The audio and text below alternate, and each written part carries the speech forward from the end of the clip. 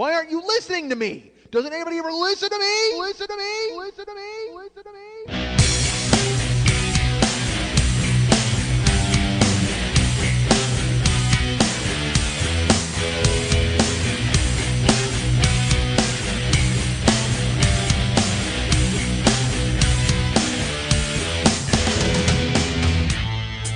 Blame yourselves for this fucking word salad that I just spit all over the goddamn plate.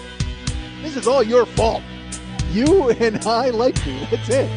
I work under the cover of darkness because I don't need the rest of society to look in my eyes and know that is a bad person. Hey, what's happening? Mike Schmidt, 40-Year-Old Boy Podcast. Folks, I have a question for you. Here's my question. I need an answer out of you folks, too. This is not a passive question. This is not a question you just get to sit there and listen and ponder. I need an answer out of you by the end of this fucking show. All right? I don't care if you shout it out. You can email it to me. Whatever you want to do. I need an answer to this question, folks. And here it is. This is it. Do you want to be a stripper? Or do you want to be a burlesque dancer? I need to know right now. This is the question. This is the question that's afoot.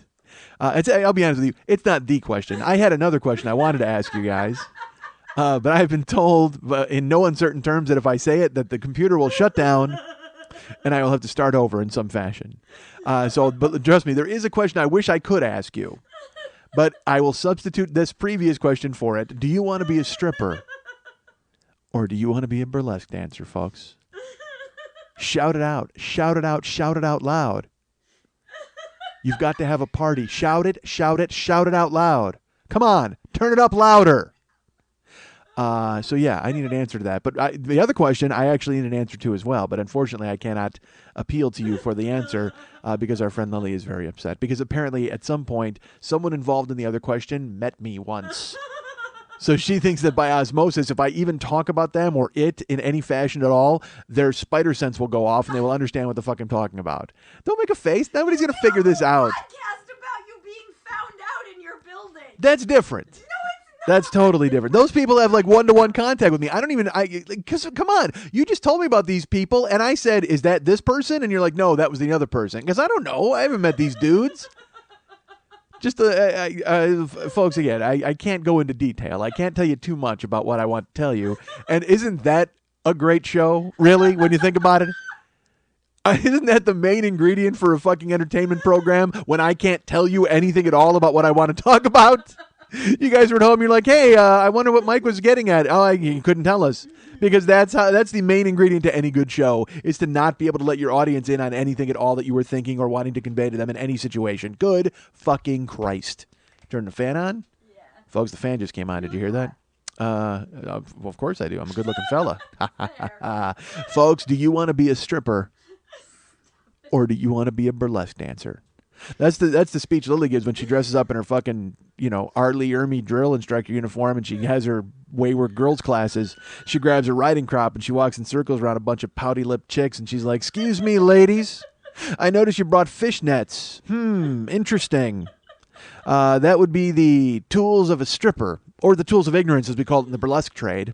Because you don't really need anything but a vagina to be a stripper, for fuck's sake. Burlesque, you got to have art. Burlesque, you got to be able to bring a shoulder reveal and a sideways glance. Strippers, nobody gives a fuck. Strippers, you just get on stage and spread them. Spread them and collect singles. That's it. But burlesque people, oh my God. You need to have a picture of Daffy Duck on a button or something. And then you have to peel that off slowly and seductively. Strippers don't even know from Daffy Duck. Strippers just get out there and just, you know what? Actually, strippers do know from Daffy Duck because here's the difference. Burlesque dancers are Pepe Le Pew. They take their time, they bounce, and they just go very slowly. But strippers are like, and they just take all their clothes off Daffy Duck style. Fuck that. Do you want to be a stripper? Or do you want to be a burlesque dancer, folks? Duck or skunk? It's on you. Choose. Really? Choose right now, duck or skunk. Fuck. All right. Folks, I wanted to say something else. And I very rarely do I allow myself to be tethered. Very rarely will I, because I'm often tied to a pole for this show. And yet I will gnaw my way through the ropes and run free. I will do that all the time. But this time, folks, unfortunately, I must stay tethered to the pole. In deference and respect to my friend who runs the computer. Because she will hit a button and this whole thing will fucking get cached. And we're already in play with that now because all right, I'll share this with you. Our friend Lily Von Stubb, who is the producer of this show, we do all the recording on a machine with an Apple on it. You know what I'm talking about, folks? It's a laptop computer that's an Apple. It's from a brand called Apple that they actually have stores. You can go get apples or an Apple product. Don't confuse it with the fruit, folks. Is my point. All right, because don't think that I'm recording this on an Apple. That would make no sense. If I had my earbuds just plugged directly into a Macintosh, holy shit. Because A, you wouldn't get it, and B, if you did, I'd have a Scottish accent, just automatically. If you filter it through a Macintosh, harr, that's what happens. I don't know if there's a harr. I don't know what that sounded like. That's a Scottish dog, by the way. Harr. All right, a Scottish dog pirate. That's Blacktail. That's his name. All right, so Captain Jack Russell. That's what he is, like Captain Jack Sparrow, Captain Jack Russell. That's a dog pirate, right? That's a dog, isn't it? He's the dog from Frasier? All right, well, not he's the dog. Jack Russell's the brand, right? That's the brand of dog. Brand? Is that it? I don't. That's not the term, right? The dogs aren't branded. Apple's a brand. Jack Russell's a brand of dog. No, it's a breed of dog. That's the word I was thinking of. I knew there was a BR in there somewhere. All right. So this is being recorded on an Apple. So our friend Lily has this Apple machine, and we've been using it faithfully for years and years. And it started acting up. And here's the word I would normally say there, recently. Except it's not recent. This has been going on for months. She's been telling me that something's happened, or she's got, because it'll get overheated, or her airport card isn't being read. I don't know what the fuck that even means, and it's getting warped because she dropped it, and there's like a bend in the case. I don't fucking know, but this happened months ago. All right, so my life depends on this fucking 24-inch machine or whatever the fuck it is. And so I say to her, I go, well, look, she's like, I might need to get a new computer. And I go, well, let's just get it. Let's get one. I think I can tough it out with this one. I'm like, and I have a backup machine just in case. I don't give a fuck, all right? I don't care about a backup machine. If this is the machine we use this machine. And having a backup, that's like if you were saying, oh, just in case my car fails, I have a backup car. I mean, it's like, that's how important it is to me that this works. That's how dependent it is on my life, because I do nothing with my life at all except this show every Wednesday. So the idea of having a comfort level of knowing that I can just go and fucking do it and not have to worry with, Lily whacking the fucking computer like the Fonz to try to get it to goddamn work. She's like, oh, I dropped it and it bent, and then I can't. Oh, and I don't know if you know this, the letters X, Y, and R don't work. What? Every time I show up, there's some ridiculous thing that's going on wrong with this computer.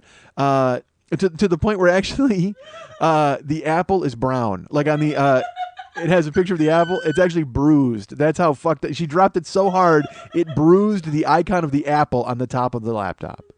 So I keep saying to her, I'm like, you know what? Let's just get a new computer. Let's just figure this out. I don't mind. Throw punch. We'll cover it. We'll figure this. And she's always saying things like, no, it should be fine.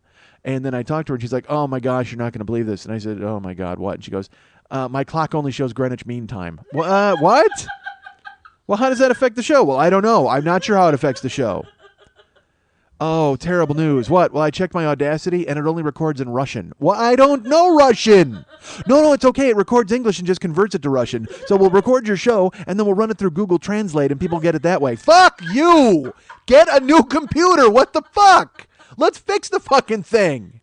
I mean, and she's, because it's an old machine. Laptops don't have kickstands anymore, do they, folks? I don't think they do. Her laptop has a fucking kickstand. Laptop? It does. It has a kickstand on it, motherfucker. So I'm like, just let's fix it. Because again, folks, it's about peace of mind with me. All right. It's being able to climb into a bed on Wednesday morning and know that when I wake up and go to Lily's house that afternoon, after we talk for 5.5 hours about whether you want to be a burlesque dancer or a stripper, I'll have a piece of machinery that I can record these thoughts on for you folks. Because it's very important that I record them for you folks. Right. I mean, as I've mentioned before, if you wanted to email me your phone numbers, I would individually call you. And by the way, I should get into that real quick. On Kickstarter, a lot of people they wrote me because one of the rewards was I would call them on their birthday or their anniversary or whatever. So I think there's like 10 people in that tier, or 15 people, and then I went in because, it's taking forever to fill these. I've sent out the T-shirts. I'm going to send the screensavers today and all that. So I'm getting all the tiers filled. But the artwork, the heavier stuff, the caricatures that Mex is going to do and all that stuff are taking a while, obviously, because Mex has a real life. But so the people have their phone numbers that they sent me their phone numbers. like some of their key dates have passed. Like some guy's birthday was like March 11th. I'm like, oh fuck, I was supposed to call that dude on March 11th, and I missed it. So I don't know if you want me. Look, if I missed your birthday, if you want me to call you, because look, I'll write you too. I'm reaching out to you here now, just because I know you listen every week, and right away to what I have to say. You sit down because you have a working computer or whatever, and you sit down and listen to my words as they come screaming out of the screen at you. But if I've missed your birthday or something and you want me to wait till next year, that's fine. Or if you want me, actually, you know what's funny? I should just fucking call these people and ask them. Phone ring. Hey, hi. I know it's not your birthday. I know I missed your birthday. You want me to call you next year on your birthday, or because that would count as the awkward phone call? Then you know what, folks? If I call you to find out if you want me to call on your birthday next year, that's it. I'm off the hook. I've already called you. Kickstarter reward filled. Although I will tell you this, there's people from Canada in the tier, and there's a woman from Australia in the tier who gave like a lot of money to Kickstarter, and I'm supposed to call them, and I might have to start a Kickstarter to afford those phone calls. I got to be honest, these people are out of country. I was our friend Sabrina, who was up in Canada. She had some stuff going on, so she and I were texting back and forth. And then I got my phone bill because I told her, I was like, I have an unlimited plan. Don't worry about it. Well, I didn't realize that the border somehow changes pixels and phones. So she and I were texting back and forth. I get my phone bill. It was like $34 to text with her 2 nights. And so the whole, hey, you can reach out to me at any time thing kind of fell by the wayside because she sent me a few texts since then. And I'm just like, K, send. You know what I mean? Not that I don't enjoy speaking to all of you folks. You're fantastic and I love you, but move to fucking America if you want to talk to me, all right? Don't live abroad. Who lives abroad? Fuck all that. Especially with the coming zombie apocalypse, let's all consolidate in America, for fuck's sake, all right? As a matter of fact, let's all move to where I live, and then we'll all consolidate in Graveyardville, because every time I walk around the perimeter of Graveyardville, I have the zombie apocalypse fresh in my head. And I figure out what I would need to do. Because there's a door in the back that it's too easy to open. I can't, even if I chained it. See, here's the thing, zombies. All right? You need to tell me which zombies you are. Because I'm fooled by so many zombies, by World War Z and by fucking, Walking Dead and Night of the Living Dead and 28 Days Later. Am I going to get ambling, shambling, strength in numbers zombies? Or am I going to get crazy fucking running faster than me zombies? Because if the 28 days later, I think I've talked about this on here before. If the 28 days later zombies show up, fuck everything. We're dead. All of us are dead. All right? Because anybody who's fat or slow is dead. They will be engulfed and eaten by zombies. And even if you have guns, they'll chase you down eventually because zombies multiply. You know that, right? I mean, it's not like there's a finite number of zombies. There's an infinite number of zombies. Every dead person will rise out of the ground and fucking chew your face off. And then as those zombies kill other people, those people will turn into zombies. And then they'll kill 2 friends and so on and so on.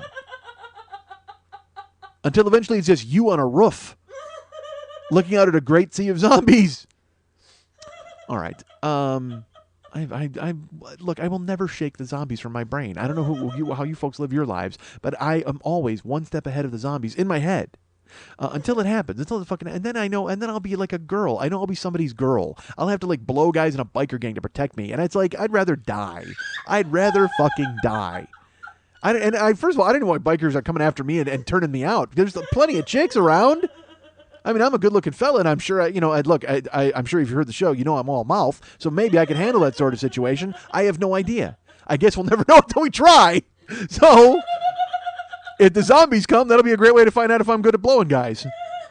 Not that I want that to be the case. Again, stand down, bikers. Holster your guns and holster your cocks. I am not interested in making that happen. I'm just saying that if it were to come to fruition in some weird way, unfortunately, that's probably my lot in the zombie apocalypse. I'll be the fluffer. I'll be the tough guy fluffer of the zombie apocalypse. God damn it, I'd rather be dead. Rather be dead. That's a lie. All right, so that's awful. That's an awful thought, isn't it? It's terrible. So, folks, so the bottom line is Lily's machine is fucked. Her computer is fucking ruined, and so she told me, she's like, you know what? We might have to stop like every 5 minutes and hit save or something because if it freezes while you're talking, there's going to be a problem. Oh, my fucking God. I have told you for weeks to get a new computer. And then, even worse, her computer finally, because I said it's all these weird bad things that are happening. It's like, she'll call me up and she's like, "Oh my God, you're not going to believe this. The lights don't work on the computer." And I go, "Well, what lights? I don't know what those are." She goes, "Well, no, my screen isn't backlit, so I have to wear special ultraviolet glasses that were sent to me by Steve Jobs himself in order to read my screen." What? That doesn't even seem like an option. How the fuck could you have that sort of a pipeline to Jobs and he's dead? Well, he sent him a while ago because when he was alive, that's when you started having problems with your motherfucking computer. Replace the goddamn computer. It's been that long. Jobs was healthy when you had a fucking good computer. You know what? Actually, Steve Jobs may be your computer.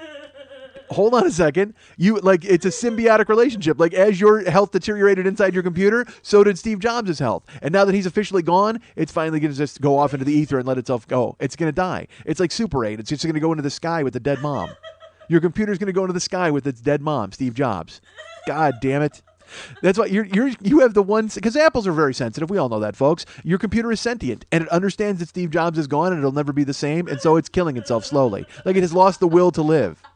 And also, it's tired of being filled up with the nonsense of Mike Schmidt every week talking about blowing biker gangs during the zombie apocalypse. Your computer's like, if that's not a reason to kill myself, because you know what? Your computer actually has a brother. You know who owns the computer? Neil deGrasse Tyson. He owns your computer's brother, and he's like creating physics, and he's learning all about planets, and this thing has to deal with me talking about going to New York for 3 days. Jesus fucking Christ. Your computer's like, my brother, he works for Neil deGrasse Tyson. He's discovering different galaxies, and I got to hear about a guy blowing pirates. What the fuck? Yeah, it's not pirates. It's fucking biker gangs. Get it right, computer. Actually, folks, I said biker gangs, but the computer changed it to pirates there. That's the glitch. That's the glitch in this computer. Whenever I talk about biker gangs, it changes it to pirates. Fuck! So I'm not even sure if this show is recorded properly. Right now you're at home going, why would he blow pirates during the zombie apocalypse? How are they coming back? No, I said biker gangs, but the computer changed it. The computer changed it to fucking pirates. So when I was talking about a Scottish dog pirate earlier, you guys are rolling Scottish dog biker gang. Dogs can't ride motorcycles. They don't have opposing thumbs to turn on the turn signals. Fuck! Fuck you, computer. Quit changing my pirates into biker gangs. And vice versa. I would never blow a pirate. All right, so. So, folks. So she comes over to my house yesterday, Lily, and she's like, "Oh, well, I'm going to be a little late because I have to go to the Apple store at like 10 in the morning, and they have to look at my computer and figure it out." I said, "Okay, fine." So she comes over yesterday, and I said, "How did it go at Apple?" She's like, "I didn't make it over to Apple." Oh, my fucking God. Make it to Apple, fix the computer, so I know what's going on Wednesdays, all right? I need one thing to count on in my life that's not fucking ruined. One thing. That's all I give a fuck about is one thing, that show Wednesday and your computer working and getting all of my voice down without turning my fucking biker gangs into pirates. That's all I want. And so yesterday she's like, "Oh yeah, I didn't get the Apple," and then she was supposed to help me with my taxes, and then that turned into a clusterfuck because apparently, like I said, her laptop, his brother is Neil deGrasse Tyson. Well, unfortunately, his uncle is my desktop, and he fucking ate all my tax information from July on that it took Lily 8 hours to fucking do. So I sat in my house yesterday. It's so funny. I stayed up. I waited up because Lily was going to come over, and I was going to just point her. I was going to literally point at numbers and go, "Okay, these go here," and then I was going to go to bed. And Lily was going to do everything that she had to do, and Karen would be there, and I could go to sleep. So Lily sits down at the desk, and she starts to try to pick up the files, and I'm just waiting. Again, I just want to point at one document and then go to bed. And she starts searching for the all the information from July to December that she wound up doing the last time she was there, and she can't find it. And then she's searching for it, and she's searching for it on the computer. And I go and sit in the living room, and it's all I can do to not lose my fucking mind because I'm just like, of course this is what happened. I waited up all day, and I want to go to bed. So all I want to do is go to bed. I just finish it. Just do it. Just do it. Shut up and do the taxes. But she can't find it. But here's the thing, folks. She can't find it, so that's fine. You can't find it. We understand that. So she looked for it. She can't find it. But then Lily sits at the desk and starts going, "Oh, this is unbelievable. I can't fucking believe this. Where is it? I can't fucking..." And every time she says that, I'm just getting more mad that she can't find it and I can't go to sleep. And so I want to just go, "You know what? Just forget it. Just go home. It's okay. Just stop. I don't want to do this anymore. I want to curl up in the fetal position and avoid all of these conflicts and problems. And I just want to sleep. I just want a lot of Z's in my life." But she continued. And then she was speaking rhetorically out loud. And then Karen would answer her. Like Lily would be like, "I don't get this. Where could it be?" And then Karen would go, "Well, maybe have you tried?" And Lily's like, I'm just talking. I'm just trying to talk." I'm talking to myself. You don't have to answer. And Karen's all like, hey, this is my house, right? You're yelling at me in my own fucking house? And so Karen and I, it's funny, Lily's at the desk, and Karen and I keep making eye contact with one another like, I can't, this is, like, Mom is mad, and we're both looking at each other like, I can't, this is awful. This is really awful. And I keep going, I want to go to sleep. And then, like, Karen's flipping me off, like, to make me laugh. And I'm like, it's not funny. None of this is funny. I want to go to sleep. And then Lily's over at the desk. She's like, fuck, I can't believe it. Where did it go? Where did it go? I'm like, if you haven't found it by now, I don't know where it went. Where could it have gone? Into fucking Apple space? I have no idea. It's gone. All right? I don't know what to say. And so finally, after a half an hour of Lily talking into the air, hoping to conjure the document itself with some sort of incantation of where are you, where are you, where are you? Like it was Candyman. I guess apparently she thought my taxes were Candyman. She thought if she said enough times out loud, where are you, it would just appear. No, unfortunately my taxes are not Candyman, and they did not appear. And so finally, after a half hour, Lily's just like, because I kept saying, you could go home, we could figure it out, and we'll get an extension, because I'm already into extension time with a bunch of other shit, and Lily's like, finally decided that she was going to go, and I said okay, and she's like, well, I got to go I'm just going to the Apple store then. I said okay, great. So I assumed that Apple would fix everything. I went to bed and I actually dreamed of it. I dreamed of a free world where Apple was fixed, and I could come here on Wednesday and there would be a shiny new machine, and I could wink at it, and the Apple itself would wink at me. And we'd all be getting along. And I got up today and I came here because we had some work to do just even before recording. And I walked in. Or I apologize. Let me take that back. Last night, I sent Lily a text at like 1:30 in the morning. I said, hey, we still on track for 2 o'clock tomorrow. And I want to make sure you have all the files that you need for what we have to do. And she wrote me back and she's like, I'm about to take a hammer to my laptop. I was crestfallen, folks, because I mean, obviously Apple didn't fix it. So why didn't you call me to buy a new one? Whatever. Fine. So she's like, I was about to take a hammer to my laptop, but you know what? I'm still trying to export things via time capsule from my machine to my backup machine or to Eddie's machine, and it's not working. I'm frustrated. I just want to go to sleep and cry or whatever you said. I don't know.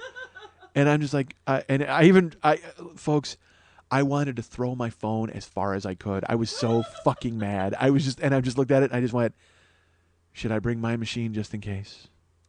And she's like, no, thank you. That's okay. But just make sure you come out because it's going to freeze. And we might have to go. Oh God. Oh my God. And then I said, all right, so I'm still coming over at 2. And she's like, yeah, I'm going to go to Apple in the morning. Fine. So I figured Apple would fix it. And then sure enough, I got here at 2. And you don't give a fuck about any of this. I don't know why I'm beating it to death. Because it's what's going on. They care. Look, these folks are still pondering whether they want to be a stripper or a burlesque dancer. Duck or skunk, folks. Get off the fence. Pick a fucking side. So sure enough, I get here today a little late. I actually waited till like 2:30. And by the way, I get here and I get out of my car, and I actually didn't get out of my car right away because I was hoping to avoid Angry Negro who was in front of the building. And I don't know if that's the term. I don't know if that's. It's not. But you know what? For this guy, completely appropriate. There's black man, there's anything you can say, that's fine. But this guy, he looked like a superhero named Angry Negro. That's a great one. He just had a fucking like a crazy sweater and regular pants, and he was carrying like a suitcase briefcase thing, and he was completely bald. He looked like Harry Allen. You guys know who Harry Allen is? Go Google him right now. He looked like a gaunt Harry Allen, like a really thin Harry Allen. Crazy big grayish beard, bald head, gold wire rim glasses, and a nice sweater. He's dressed really nice, but just fucking furious and engaging 5 youths. I'm going to say they were, because I don't want to say they were teenagers because they were older than that. As a matter of fact, he looked like he was actually arguing with the lead singer of Wolf Mother. All right, that was the one dude. And then you know what? It may have been the Strokes with the lead singer of Wolf Mother because they were all skinny jeans and fucking stubble. And then this guy had ironic afro, and they were all white. And they were in a verbal battle with Angry Negro. Oh my word! What's up? Was that LMFAO out front? Perhaps it It was. could have been. Was there Party Rock Van here? Maybe. Was it LMFAO? Yeah, two other people live on my street. Oh. They're here all the fucking time. Well, then maybe it was them. Probably was. Which would explain why Angry Negro kept yelling, "I'm angry and I know it." Come on, folks. Do you really want some of me? Look at that. In seconds. Regardless. So now, folks, I find out that may have been LMFAO arguing with Angry Negro outside on the street. Which makes me mad that I didn't film it. Instead I sat in my car and watched it happening. You should have filmed it. Because Angry Negro was demonstrative. I mean, like crazy, like hands. He argued with his hands. He looked like he was passionately like arguing Plessy versus Ferguson. Which first of all, I don't know why he's arguing it because it was already settled in the 1800s. And two, I don't know why he's arguing with the LMFAO. I have no idea. Are they coming in and trying to overturn Plessy versus Ferguson? Do they have that sort of authority? Maybe that happens. Maybe once you get a #1 Billboard hit, you can go ahead and overturn famous Supreme Court documents or cases. LMFAO has decided to go ahead and overturn racial segregation. They're stepping up. Fuck that. All right. Separate but equal? We don't think so. You're separate and you know it. Oh, Jesus Christ. That's the whole show now. LMFAO references. That could have been them because it looked, I mean, It really could have. Yeah. who lives here? Two of the chicks that are here have a place right up the street. And Okay. they're here, and I see them all the time at the Griddle Cafe too. With the Party Rock van. With the Party Rock Van, with their pictures of the Party Rock on the side. Just, It's awesome. They have a whole line of clothing. of course they do. Yeah, I saw it over there at Douchebag Central. It's right over there where they sell it. Oh, my Christ. Forever Douchebag. That's their store. Jesus Christ. All right. So I sat in the car. I watched Angry Negro argue Plessy versus Ferguson with LMFAO or Brown versus Board of Education. Maybe it was that one. I don't know what LMFAO was against. I just know that they're trying to bring us back to pre-Civil War times, and I don't like it. So they were going at it. So Angry Negro was there, and he was like demonstrative, and I said, I'm not getting out of the car until Angry Negro is finished with his diatribe. But what was funny is all the LMFAO just kept smiling, like they were smirking, and like they were actually entertaining him. It was like he was. I don't know. It was strange. So why did I even bring that up? Who cares? Because that when I pulled up. And I sat in my car, and then they all kind of like looked at me like, "Are you gonna get out of the car?" And I'm like, "No, I'm not gonna get beaten up by LMFAO and Angry Negro, or by LMFAO at the behest of Angry Negro, as he conducted them with his hands symphonically." All right. So I can't get beaten down by those idiots. That'd be awful, right? Even if there's 5 of them, they still say that LMFAO kicked your ass. That's got to be horrendous. As they shouted out about Supreme Court things they wanted to overturn. You're in LA, bitch. And we feel that illegal search and seizure should be overturned. And you know it. I'm combining all their songs that I know, 2 of them. All right. So then I come upstairs here, and it turns out, unfortunately, that Lily's machine is fucked. She's like, she's got ice on it. Like, let me ask you something, folks. Is that a good sign for your laptop? I don't know if maybe that's what's led to it to become so dysfunctional. Is that she puts an ice pack on it like in a 1940s movie when a guy has a headache? That literally, I walked in, it has an ice pack, like one of those. You fill it with ice and you screw the top on, you put it on your head, like me.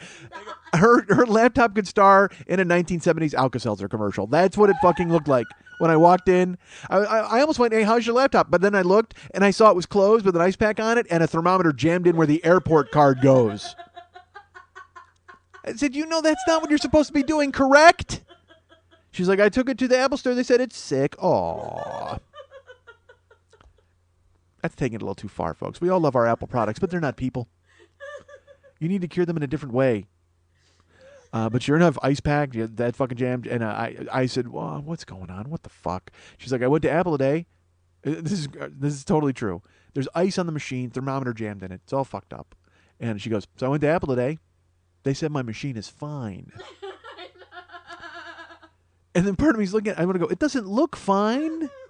It looks a little worn down. It looks, and it's funny, before I got here, I pictured her laptop like licking its palms to make itself clammy in the hands. So when Mr. and Mrs. Bueller checked on it, it could stay home from school. Like that's her laptop right now, which is so crazy because I actually saw a brothers, sisters, friends, cousins of mine actually saw her laptop at 31 Flavors faint last night.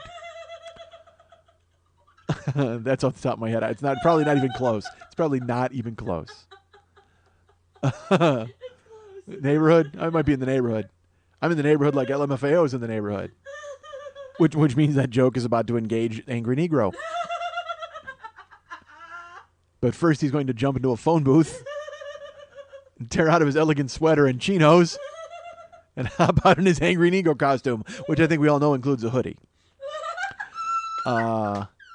That's, you have to have it, folks.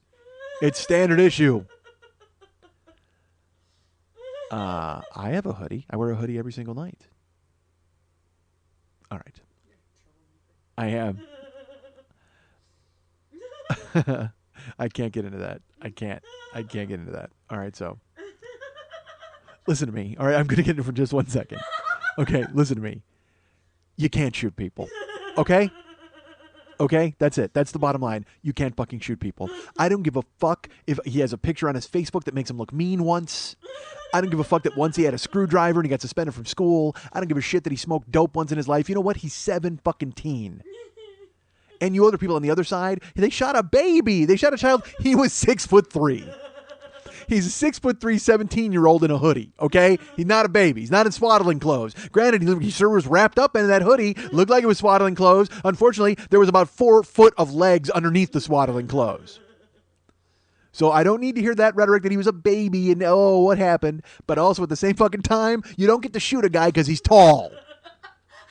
Fuck that. And then Geraldo Rivera comes out and says, hey, don't wear hoodies if you're black or whatever. I got news for you. If you're black, you're born wearing a hoodie, if you know what I mean. They don't need the hoodie to identify you. If you're black, you're born wearing it. The only hoodie they need to want to shoot you in the fucking street if they feel that way.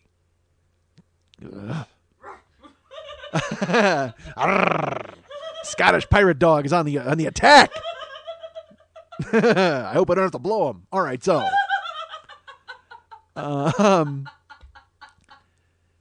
you don't get to shoot people. You don't.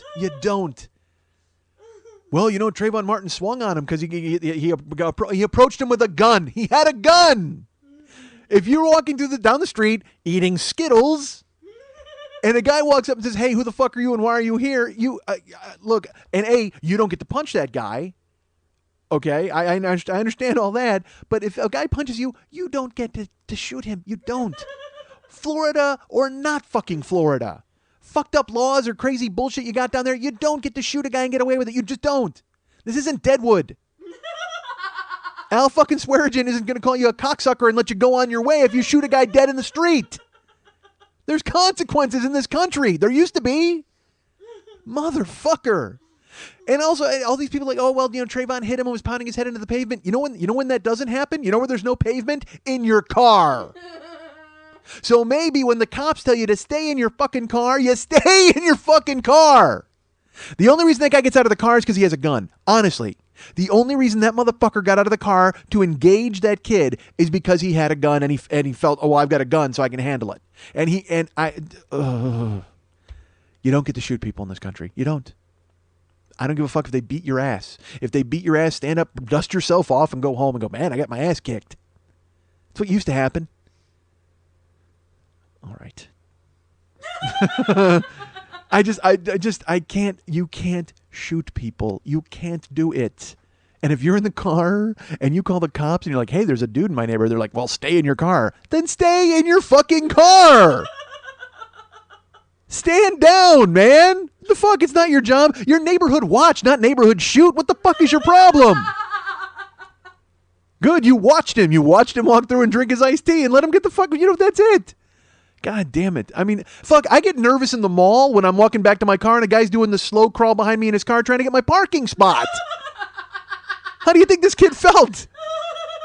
walking around drinking his iced tea, and this guy's behind him, like driving slow, looking at him. And look, I don't care if he's driving or he's not driving. Yes, I might have the facts wrong. Who the fuck cares at this point? All right? Because honestly, in the larger picture, this doesn't affect me at all. I don't give a fuck. I don't give a fuck about this guy or the kid. I don't know anything about him at all. But it gets to a larger point of you can't do shit in this country. Because if this guy gets away with shooting people, then eventually everybody's going to go, oh, I could just fucking shoot people. And guess what? I'm going to get shot. Because I'm the guy who could get shot. All right, folks? You know who gets shot in this country? Young black teenagers and me. That's who gets shot. Mouthy, fat, 40-year-old white guys. And usually, you know what's funny is you know who's shooting the young black teenagers? Mouthy, fat, 40-year-old white guys. Not this time. I'm on the other end of the stick, goddammit. I'm on the other end of a bullet. Motherfucker. I don't get it. I don't get it. And look, I know it's not that simple, all right? I know it's not black or white. Oh, hold on a second. That's exactly what it is. Yeah, it is. It's black and white, straight up.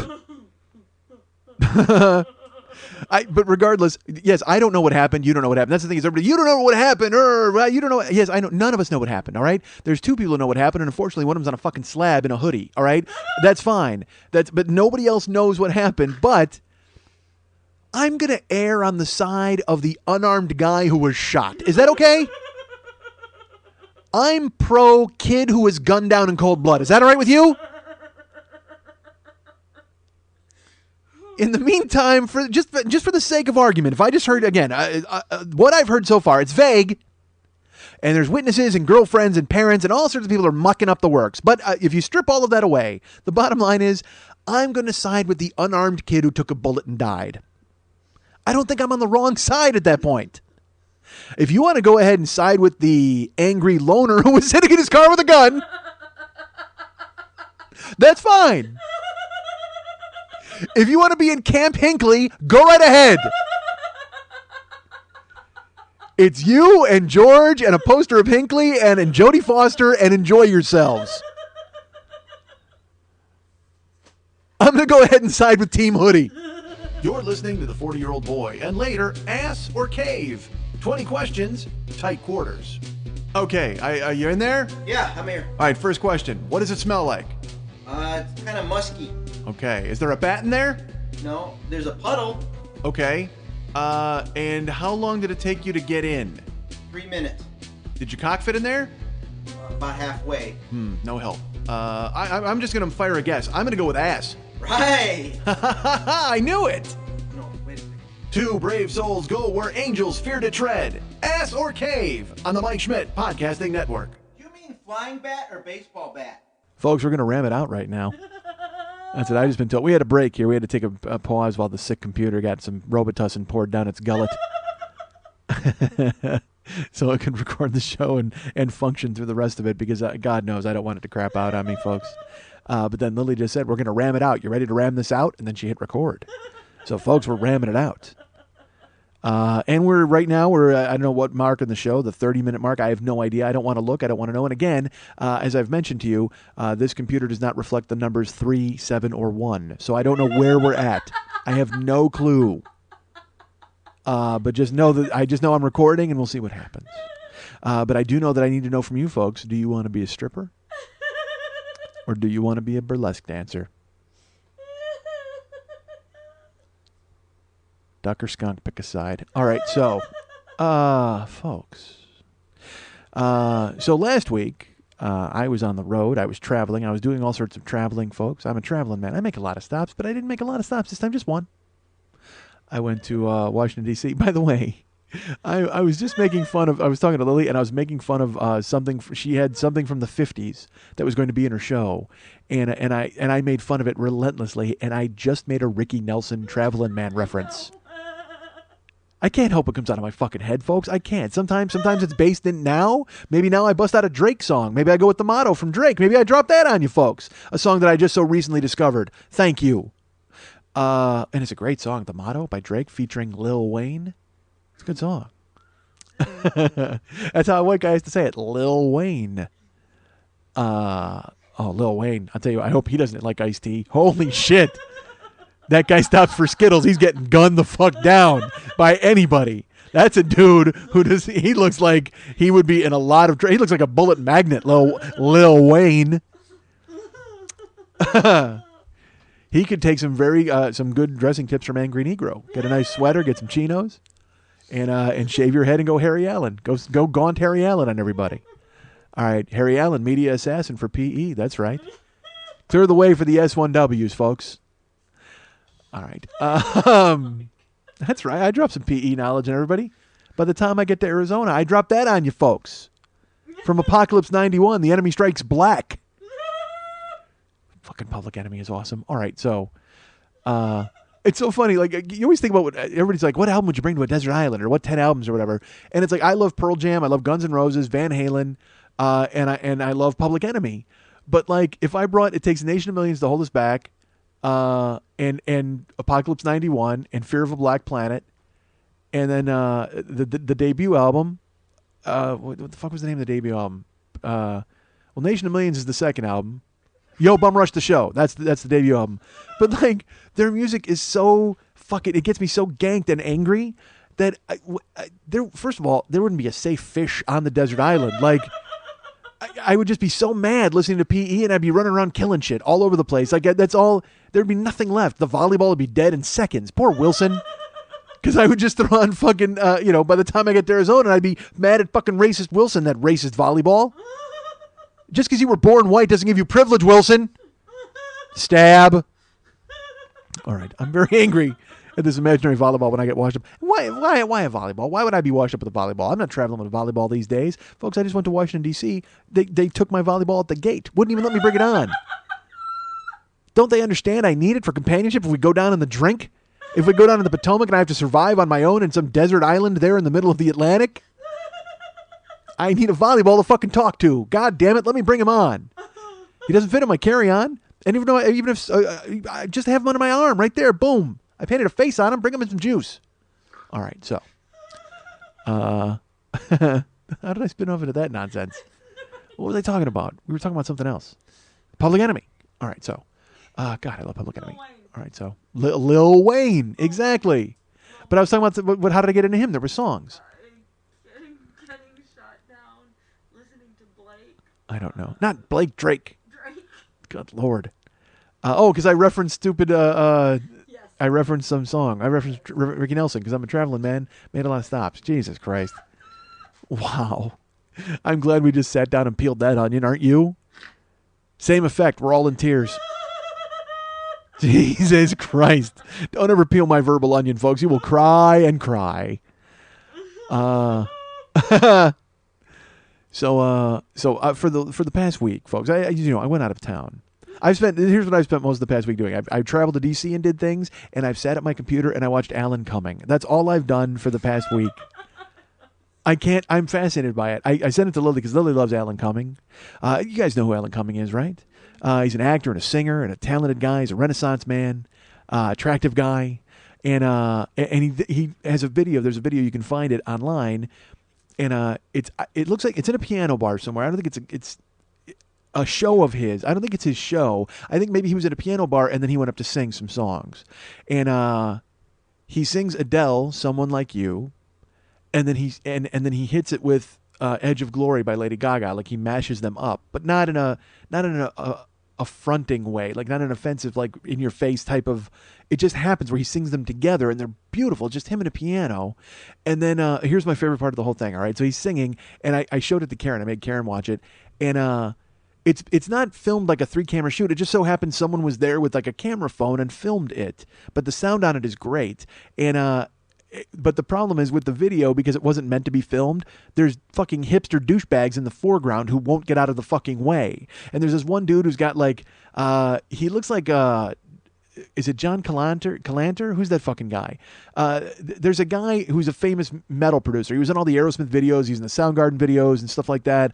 John Kalodner. He's got like this crazy beard and fucking weird hair. Well, there's a hipster in this video who looks like that guy. He's like, just wearing like shorts and a bandana. Stupid idiot. Get out of the way. I'm watching Alan Cumming.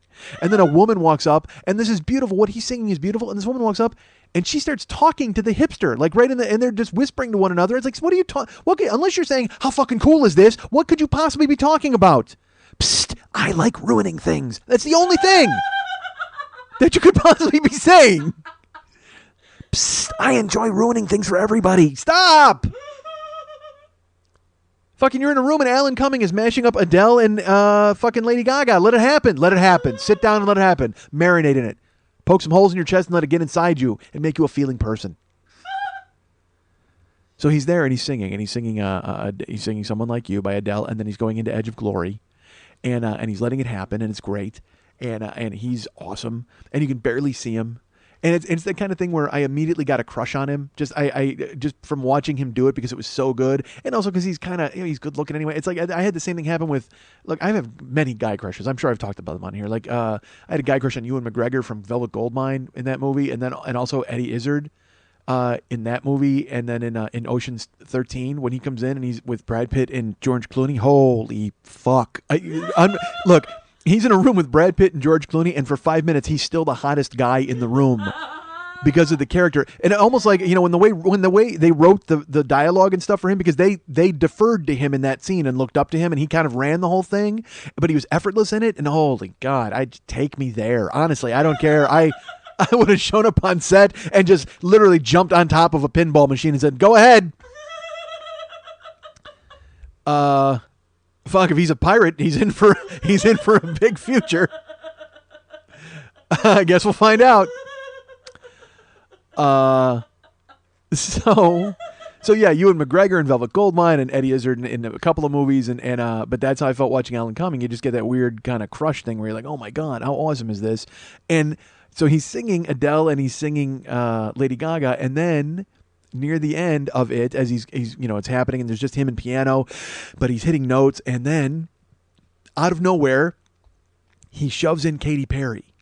He sings Firework, and he just sings like one passage from Firework. The whole thing is Adele and an Edge of Glory being traded back and forth kind of, and then he goes, "Baby, you're a firework," and you have to find this clip, all right? You have to see it because you'll see the hipster douchebags and they're in the foreground. You'll know what I'm talking about. Psst, I like ruining things. You'll see all of that. And you'll hear Alan Cumming, and you'll see the piano, and you'll get a crush as well. You'll be like, oh my God, this is great. But here's my favorite part is when he goes, he's singing Adele, Edge of Glory, and then Adele, and then he goes, and baby, you're a firework. And in the crowd, a guy goes, huh? And I'm like, wait a minute, was I there? I think I was there.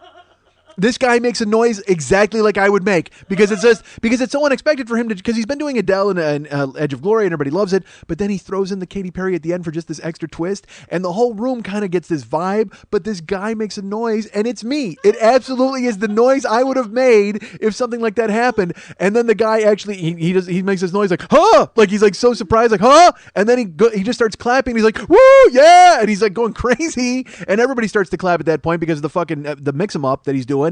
But I loved it because again, when that guy makes that noise, I went, that's me. I'm there. Oh my God, that's me. So you have to watch it just for that reason. And then I'm not kidding you. I watched it.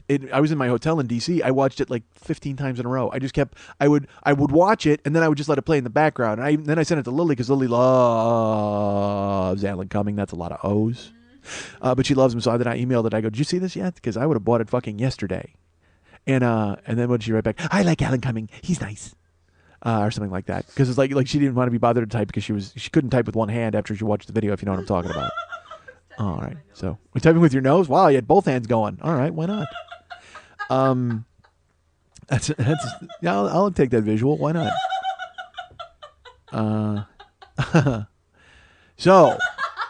So I'm obsessed with that video and I can't stop watching it. But even Karen, when I showed her the video, the first thing she goes, "What are they saying? What are they talking about? Why don't they shut up?" Like she was completely mad at the two hipsters in the foreground. Yes, exactly. That's the way it should go.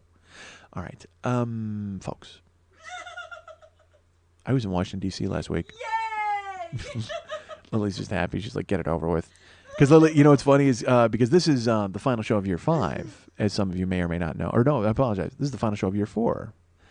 And so there's this real last day of school vibe here in Lily's house where like Lily just wants me to get it over with. She's like, do you really have to talk so much? Could you just say that you went to DC for like 5 seconds? Because my computer's sick.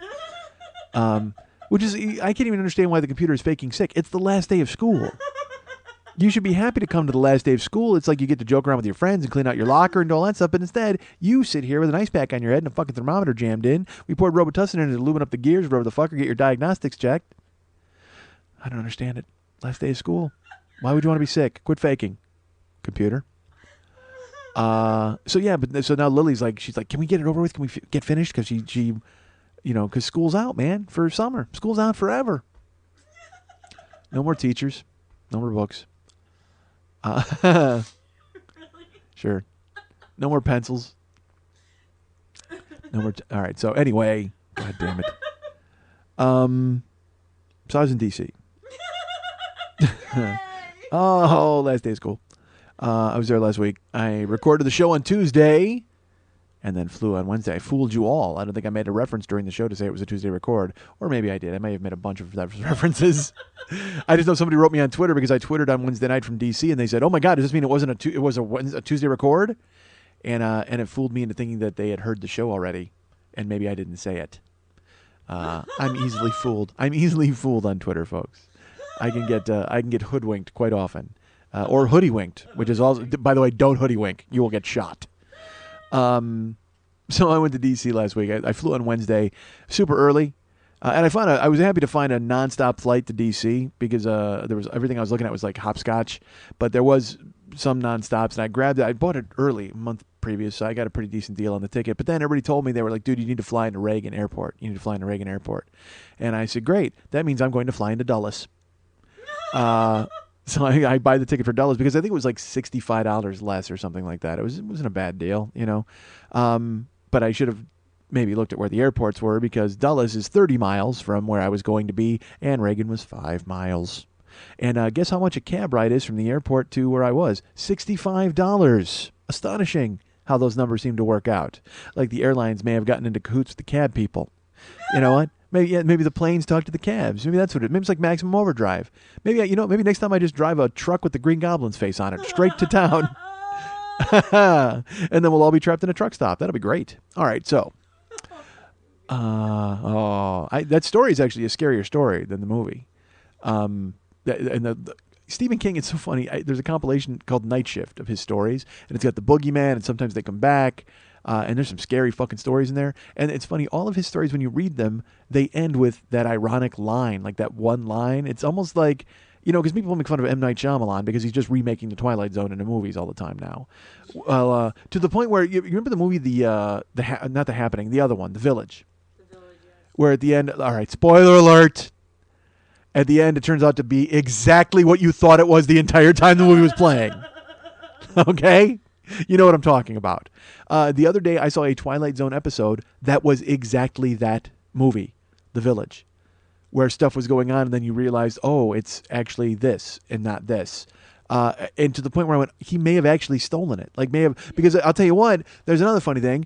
There's in The Outer Limits one morning, unfortunately in Graveyardville, I have a TV that plays stuff from, again, it's black and white. My TV is Florida, all right? Everything's in black and white. And I want to shoot it. That's right there. My TV is Florida. Everything's in black and white, and eventually I'm going to shoot it. So,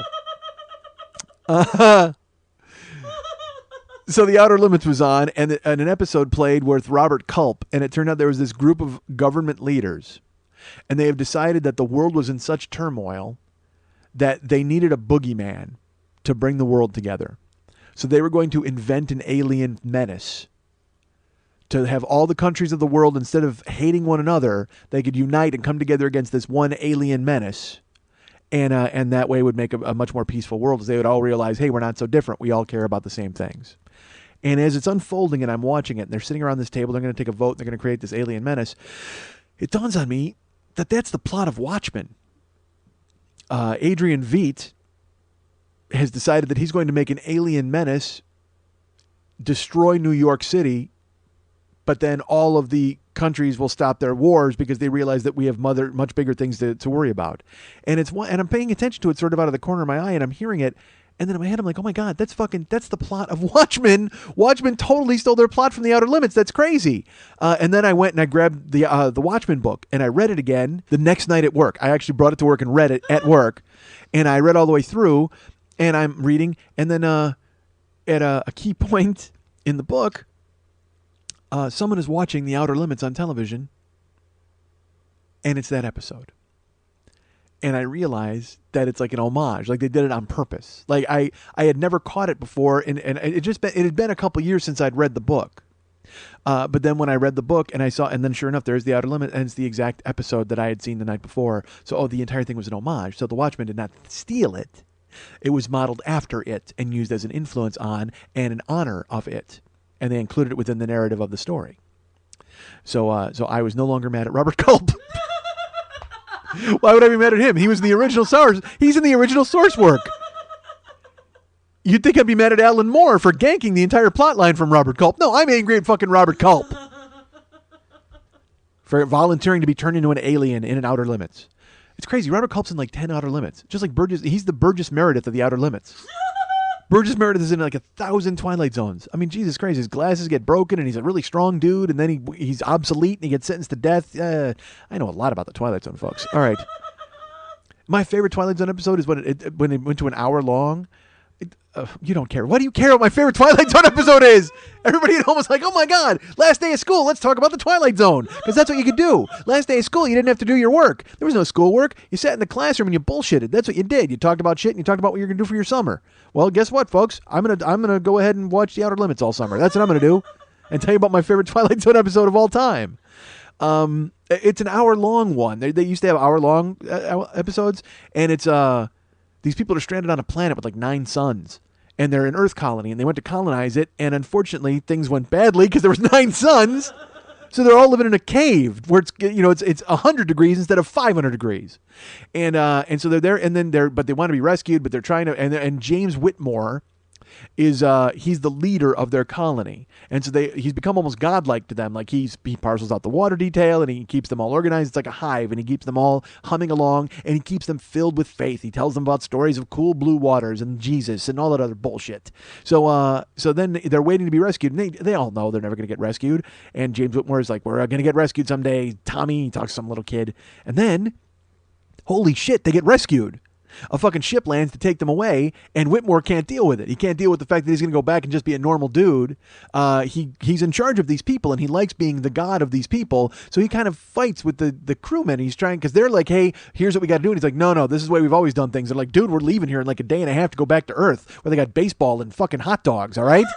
You're here in the desert eating goddamn sand. Get in the fucking boat. They did not take a boat. Get in the ship. Whatever the fuck. So Whitmore turns into a dick, and then he tries to convince the people to stay. It's the greatest thing where he's like, he has to give this speech about how great it is on the 9-sun planet. After telling them all about cool waters and the Brooklyn Dodgers, they want to fucking leave. But no, he tries to convince them, you should stay here and harvest rocks with me and live in a cave because I'm James Whitmore, and someday soon I'll be in the Truman one-man show. So they're like, no, Whitmore, we're leaving you. And then he's like, so then they go to leave, and then he hides. Like, he totally hides in the cave, and they give him a speech, like you're going to regret it someday. You want to come back to Earth with cool waters and books and Jesus. Remember? You talked all about that. And he, like, yells at them from the rafters or wherever the fuck he's hidden. And so they get in the ship. They go, you got, like, 30 seconds. And he's like, whatever. So they leave. And the ship takes off, and then he comes out, and he goes into the Jesus, why am I describing a Twilight Zone episode? No, it isn't. It's not awesome at all. He walks out, there's nobody there, and all of a sudden, literally within seconds of them flying away, he goes, oh man, I fucking made a huge mistake. Yeah. And then he runs outside where there's 9 suns just in time to see the ship disappear. And he realizes now he's still a god on that planet, but he's only a god of himself. And then Rod Serling bursts in and puts a cigarette out in his eye. Weird ending. Very weird ending to that one. Serling breaks the fourth wall. And then Whitmore and he literally put a cigarette in his eye. It wasn't even like a joke. Cameraman had to run in and tackle him. Very odd ending to that episode. Whitmore took one in the eye from Serling, a cigarette, and he's a method actor, so he let him do it because he didn't think there's no way Serling's putting a cigarette out in my eye, right? Bullshit. Serling shows up, gives his little yada-da-da, stabs his cigarette right into Whitmore's eye, who goes down like he's been fucking stabbed in the eye with a cigarette. And then out of nowhere, the crew comes and tackles Serling. It's brutal. All right. Very odd ending to that one, but it's still my favorite. Wikipedia, you'll find it. It's under very odd ending. I think that's actually the name of it. A very odd ending. That's the name of that particular episode with James Whitmore. All right. So, the fuck was I talking about? Folks, I went to Washington, D.C. last week. And I had a nonstop flight, as I've mentioned, folks. I'm trying to buy. I have to buy a nonstop to Cleveland. I have to buy a flight to Cleveland because I'm coming to Cleveland, as you all know. And there's only one airline that flies nonstop to Cleveland, and it's just a pterodactyl with a chair on it. All right, so it's from a Twilight Zone episode. So actually, there is one plane that flies to Cleveland nonstop, but their in-flight menu is very weird. It says to serve man. So, Yes. and then. And all the sky waitresses, pig faces. All right, so, but beautiful, sort of attractive. All right, there's one who's really good looking, but she doesn't think she is. So, Jesus Christ, yeah, idiot, just an idiot. So, folks, I'm going to DC, and I get my nonstop flight. I show up at the airport on Wednesday to fly. And usually, look, we're all used to me showing my balls to everybody at the airport and all that nonsense. Did not happen this time. There was not a problem at the. Well, all right. I had a mini showdown with TSA. There was that, but they didn't make me take my belt off. And I was like, and dudes, I checked in. All right, because I checked in the previous night. Then I came up and I dropped my bag off. And they're like, go through security. And it was a 7 a.m. or 7:30 flight. So I'm there at like 5:30, 5:15, and there's like 6 people going through security. It's awesome, and they got 2 lines open because it's a big fucking city, and they understand how to run an airport. So. I get in line, I show them my stuff, and I walk through, and I have to grab 2 bins because in one of the bins goes my laptop, and in the other bin goes wallet, cell phone, sweatshirt, shoes, and whatever the fuck else is in my pockets. And then you slide everything up because you have to have 2 bins because you can't put your hoodie in with your laptop because you don't want your laptop to get shot. So,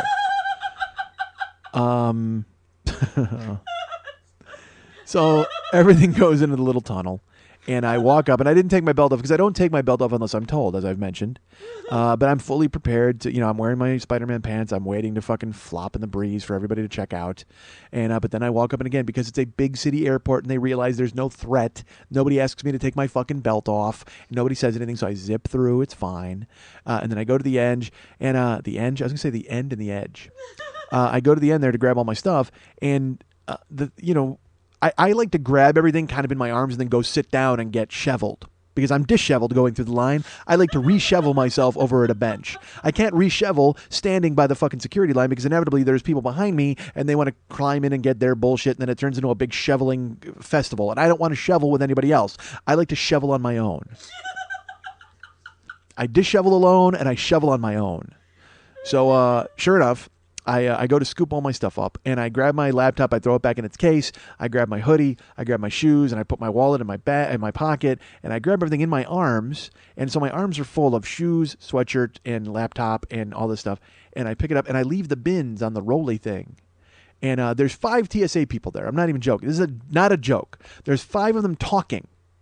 3 of them are having like their own discussion, and 2 of the others are having their own discussion, and they're not looking at anybody or paying any attention. That's one of the reasons why they didn't. Yeah, I guess I shouldn't feel safe that they didn't ask for my belt because these motherfuckers don't care who gets on the plane. And so I grab all my stuff, and I've got it. My arms are full, and I go to walk away, and one of the TSA guy looks up from his conversation, and he goes, "Could you pick the bins up and put them on the end?" And I looked up and I said, "My hands are full," and he goes, "Pick them up." So now I'm in Shane, and they've thrown the gun at my feet, and they're telling me that I have to pick it up so they can shoot me. Basically, there's 5 of them standing there. Why are you making me stack the bins? My arms are full. You can see that my arms are full. And so he goes, "Pick them up," and I looked at him and I said, "You guys aren't busy. Could you stack them? My arms are full," because I apparently need to argue about everything. I could have just stacked them. I could have done anything. I could have just, and why wouldn't I? Because I thought about it later, and I'm like, am I an asshole? Like, should I have just stacked them? But it just seems so odd that there was 5 of them there talking, and they looked up just from their conversation. It was like, remember when Tim Roth in Reservoir Dogs walks into the bathroom in that fantasy story, and the cops are there with the drug sniffing dog, and they all look up at him? That's what TSA did because especially when I said no, when I was like, well, my arms are full, and then they all looked at me, and the guy goes, "Pick them up," and I said, well, why can't you guys stack them? My arms are full. Like I hadn't wanted to engage them. And they kind of squinted, like I guess they aren't used to getting talked to that way. And the woman behind me then stacked my bins, and she put them up on the thing. So I'll never know if there was going to be a confrontation or if I was going to get tackled or whatever the fuck. But the woman behind me just wanted to hurry up, I suppose. So she just stacked them up and put them on the thing. She didn't work for TSA. She was just a woman security or a woman passenger. And and then the guys like just gave me like the fisheye. They're just staring at me. So I guess I was bucking for a pat down or whatever the fuck. Or then, I always bitch because they noticed me and they asked for my belt. Well, this time they didn't fucking notice me at all. And I went, hey, look at me, basically. I got to learn about traveling, man. I got to fucking, it's just, the 5 of them are sitting there and I'm like, no, let's all stay. And they're like, hey, get on the boat. Whitmore. All right. So, stupid. It's just stupid. That made no sense. It was just, that's for me. But again, I thought about it later and I was like, am I an asshole here? And also just to keep the peace, should I have just stacked the bins? But it just seems so ludicrous that the 5 of them are there talking and they can't stack the bins. I mean, that's one of the reasons why shit always gets bogged down at the fucking airport is because these guys are talking or doing whatever the fuck they're doing and nobody's paying attention and not moving as quickly as they should. Fuck, you don't care. So I go through, I get shoveled, and I head up to the gate. Grab some tacos at Baja Fresh, thank God. It was like, it's 6 in the morning. They're serving chicken. Like they had like real food out. They had breakfast. Well, I mean, because I've been up all night. So, I mean, it's not breakfast to me. It's like I've been up all night long. So for me, it's just fucking food. You could get breakfast if you wanted, but I got a couple of chicken tacos, went and sat down and wolfed those, got ready to get on the plane. And then I was in a giant fucking plane this time. I didn't realize until I got on, but once they started calling, look, I was in zone number 6. So that'll tell you, that's a big fucking plane. So do me a favor, folks. If you're going to fly, or even if you're not going to fly right now, just put this in your head. If you're wait for your zone to get called. All right, just wait for your fucking zone to get called. Don't lurk around the fucking gate because you have a giant carry-on bag and you're hoping you can be able to shove it in there and not check it. And I understand that this is the fault of the airlines because when they started charging $25 for bags, they put this sense of urgency on us to stampede into the fucking plane and get every single inch that we possibly can so we don't have to pay the $25 fucking dollars. It's terrible. It's their fault, and it leads to dissension among the passengers. But I don't know if it leads to that, really. It leads to a bunch of selfish assholes who want to get in there and jam their shit up on top. But I still yell at you, people, as human beings. Wait for your zone to be called. Don't hover. Don't lurk. But sure enough, people are hovering and lurking and waiting on the plane. And I was in zone 6. Finally, they call me. And of course, people go running up because if you're in zone 6, that means the first 5 zones have already claimed as much baggage space and you got to get in there because you don't want to pay the $25. It's a fucking zoo. And I had 2 bags myself, you know what I mean? But not carry on like rolly bags. I had a duffel bag and a laptop, as I've mentioned. I get on the plane and, it's that thing where there's 2 seats on the far, on the side, and then there's 6 seats in the middle and then 2 seats on the other side. It's a giant plane. So we get in, I sit down. Of course, I'm in 37F all the way down at the end up against the window. And I should tell you, I don't like a bigger plane because it's not as womb-like. So there's no leg room, but there's room on the side. So when you go to lean, you don't get to nestle yourself directly into the bosom of the plane. You're actually kind of bent at the hip to try to have some purchase on the wall. And then the window is dug out a little deeper than it should be. So it just throws me askew, folks. I'm askew. I'm like cilantro rice. You don't want me askew. So I'm in the plane. I'm leaning on the thing. I'm moving around. That's, again, for me. And guy comes and sits next to me, Asian dude. He sits down. He's fine. Here's a weird, funky thing, and I don't know why it surprised me. Asian dudes, when they have their cell phones, if they're Asian, it talks to them in Asia talk. In like character talks. Like it has, you know what I mean? It has characters like Japanese or Chinese characters, and they can text with that too. And because I was watching this guy go to work, and it was hilarious to me. I thought, because I'll tell you this, there's something disconcerting about seeing a guy text out in Chinese characters, because at the end of Predator, when he goes to set off the nuclear bomb, he flips off that thing and he starts pushing symbols, and that's what he's trying to align symbols, and I'm like, is this guy going to blow up the fucking plane? What the hell's happening? I thought he was the Predator for just a second. I thought the Chinese guy next to me may have been the Predator. And so I looked at him and I went, "You're one ugly motherfucker," which is one of Arnold's classic lines. He's got a mouthful of Austrian shit. He can't talk. All right, so this guy's texting in Chinese characters, and I'm thinking he's the Predator. He's going to blow up the plane for just a second, folks. But then I get past that, and I thank myself that he's we, and he's next to me, and he's not going to be fighting with me about space. So I go to sleep, and I put on, I pull up my hoodie. Oh, actually, I apologize. I look around for George Zimmerman. Don't see him. So I put on my headset and I pull up my hoodie and I go to sleep. And I crashed out because I hadn't slept the whole time, and I got a belly full of fucking Baja Fresh chicken, so I'm ready to crash out. So I let this guy text an Asian, and I fucking throw up my hood, and I'm gone. I try to milk every ounce of battery life that I can out of my. I don't ever want it to die in midair because I don't know what I will do with myself if I have no music. So I wait. Again, I have a theory. I wait until the plane is actually rolling. And by the way, that's not really a theory. I think I just said that's a theory. No, it's not a theory. It's a process. I choose. It's a choice. It's a choice I've made. There's no theory. Who has a theory about battery life on a plane? I can have a theory about battery life, but that doesn't conserve battery life. God damn it. It's not a theory. It's a fact. It's a goddamn fact. I wait till the plane is rolling and I turn my iPod on. Quit flowering it up with ridiculous language you don't need, for fuck's sake. Plane starts rolling. We back up. I throw it on. Boom. And then I make my joke in my head about how funny it would be if we drove to D.C. Ha ha. And then I go to sleep. So I crash out, and we're flying, and there was some weather in L.A. It was like kind of rainy, but not really. It was just windy. But as we're flying, I'm asleep. I don't even know. But I wake up in the middle of my flight to the bing bong where they turn the seatbelt sign on, and we're shaking pretty good. There's some turbulence happening, and that's fine. I still stay asleep, and I kind of ride it out, and you just get rocked all over the place. But then, as I'm sleeping and kind of in and out of sleep, I realize I'm being tossed in and out of sleep because the turbulence is so bad. Like it's constant too. It's just being, and it's starting to really kind of shake a lot where I'm kind of bouncing in my seat, not just like kind of moving and swaying. I'm actually shaking. And, I should tell you this, folks, this is going to sound weird, and I don't mean it to sound like a tough guy thing or like I'm better than you in any way. Or maybe I do. I'm not afraid to die on a plane. I know that sounds ridiculous. I mean, it just doesn't enter my mind. It's not, I never consider it. I just figure that the plane is going to go from here to there and it might get shaky or whatever. I don't get afraid of dying when the turbulence starts, or if I told you I've had one really good scare where the plane lost altitude quick. And that was that one made me go, oh, in my head I was just like, oh, okay, you know what I mean? Like that was the one that really made me kind of blanch. But this time, we're shaking real good and we're losing altitude, like these start stops and these stutter jumps and stuff. And I open my eyes when I wake up, and the margarine cups never came from the ceiling, so we weren't in fucking trouble. But still, people are losing their shit a little bit where they're kind of like white knuckling and gripping the handrest. But I'm not afraid of dying. I know that sounds dumb, but in my head, I actually pictured it because I opened the shade and I looked outside to see how high we were. And you realize how high you are, and you realize the shaking. And I had this imagery, and this sounds so ridiculous.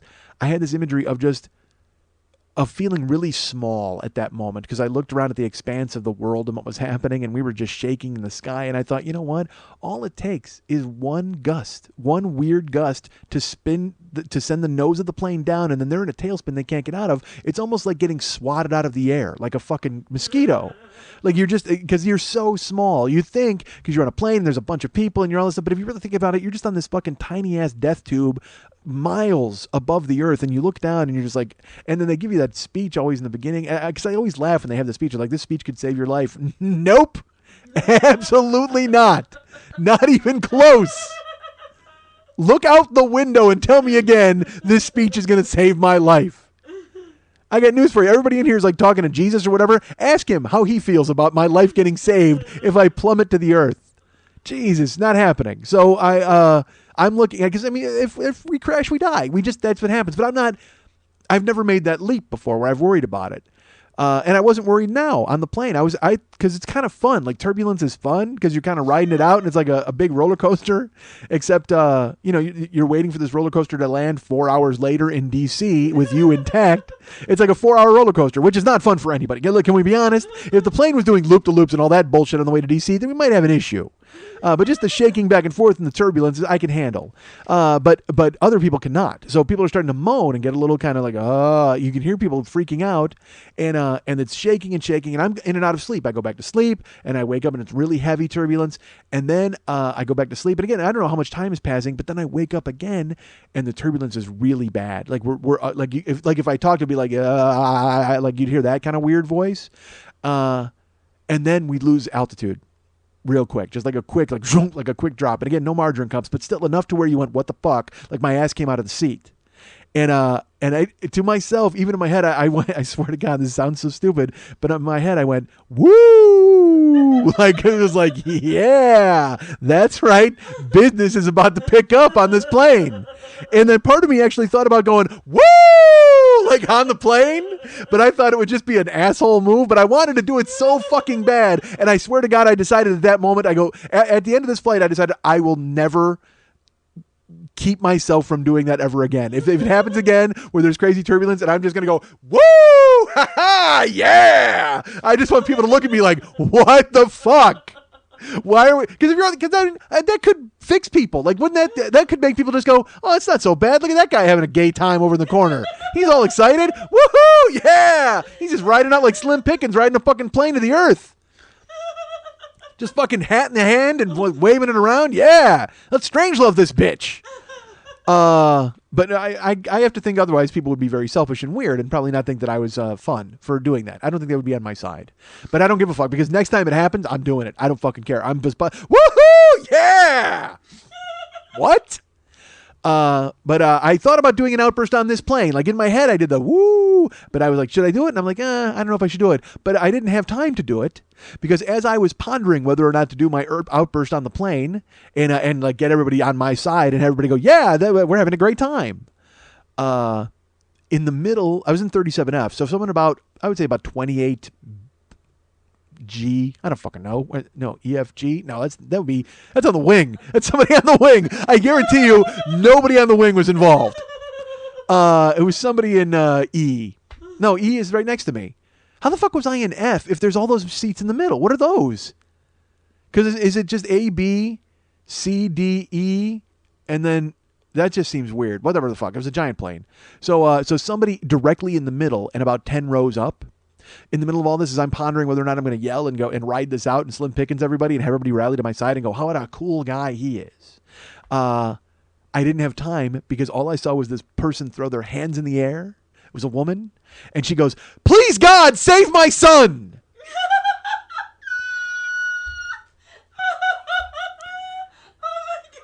God. Just busted that out on the plane for everybody to hear. I got to tell you, that's infinitely more depressing than woo, ha ha, yeah. That's not going to rally anybody to your side. If there's crazy turbulence and fat guy in the corner goes, woo, ha ha, yeah. Maybe you rally to this. You're like, yes, this is going to be great. And a fat hoodie shall lead them. But if you throw your hands into the air and go, please God, save my son, you're not inspiring confidence in anybody on the fucking plane. Think about what you're asking for, Debo, because now, first of all, you just shit in all of our mouths. That's what you just did. You just shit in everybody's mouth on the plane. You just basically said, hey, I hope all of you die except for my precious boy. That's what you just said. And if you think about it for just a second, extrapolate that thought. Just think for just a second, if we do get swatted out of the sky like a fucking June bug and we plunge to terra firma, and your precious little tot survives this entire crash, he still gets to watch all of us die. We cartwheel and he's covered in our blood and our viscera. He's sitting in the seat. He watches all of us burn to death, quite frankly, because let's face it, there's a lot of fuel in this plane. We go down and burn to death. Somehow, there's a protective bubble from your sky wizard who protected your son, who made sure everything was fine. The kindly old beard who lives in the clouds made sure your son got through. Okay, that's good. I'm glad he listened to you and he saved him, but you just shit in all of our fucking faces, and now your kid has to deal with the trauma of watching you reach out to him as you burn to death. Do you really want him to continue in this life? Do you think he wants to continue in this life? He just watched fucking 300 people burn to death before his very eyes while he was preserved in a fucking Lord bubble. Why? That's a lot of pressure to dump on that kid. That kid can't go become a mechanic. He's got to realize that there's something he needs to do with his life to prove that he was worthy the deaths of 300 fucking people. Don't put that kind of pressure on your kids. Let him die with the rest of us. Yes. Don't root for all of us to be saved. By all means, that would be way too much of an inconvenience. Just root for him. Fuck that. He dies with all of us. I got news for you. If we go down, I'm jumping on top of him while I'm on fire just to make sure he dies because if you fucking reach out to God for him. No, nobody makes it through. No free rides. Please, God, save my son. Really? Just seemed like an odd thing. I mean, look, he's there and that's fine. And also, and funny, I can't see them. All I see is like the back of her head and her hands go in the air. And so he might not even be on the plane. Like the son might not even be on the plane. I don't know what she's rooting for. It pissed me off. Seriously. I mean, just save all of us at that point. Fuck. If you think you've got that much of a fucking direct line to the guy who, to Jesus, go ahead. Get him involved get him on all of our sides. Oh my God. All right. So that happened. Turbulence abounded and we were still flying. And then, the plane lands. Everything was fine. We didn't crash, folks. I think the son was safe. I have no idea. It would serve him right, though, if we got through the turbulence and then he choked on a peanut and died. She didn't specify what to save him from. She said save him. Well, she did say save him. She didn't say from turbulence. All right.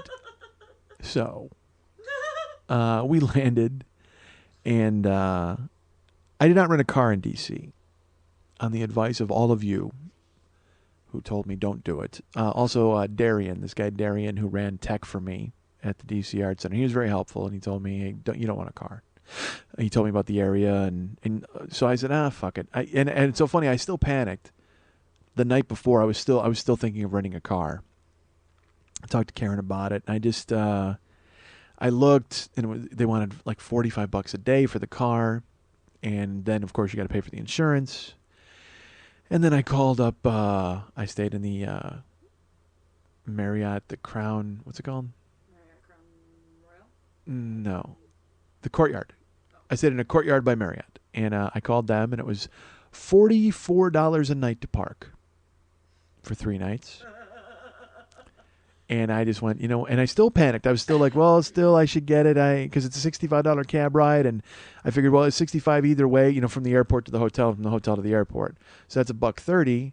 So that covers the parking fee. So then all I'd be paying for is the car. But then I'm like, well, wait a minute. You got to pay for the insurance and the gas and then $45 a day. I said, you know what? Take a chance. Trust Darian. Trust the unnamed masses in Washington, D.C. Don't rent a car. So I didn't. So I was trying to figure out how to get from the airport. I figured I'd take a cab at $65. But when I got to the airport, there was a shuttle. They had a super shuttle like we have here in L.A., the blue vans. And I went over. I asked how much. She said $30, but you got a carpool with, however many other people. I said, well, how many people are waiting? She goes, well, right now we've got like 8, but they're not all. We have to put them in different vans. And I said, all right. Well, I said, I'll do this. So I signed up for the super shuttle. She goes, sit down. We'll call your number. And there was a fleet of blue vans.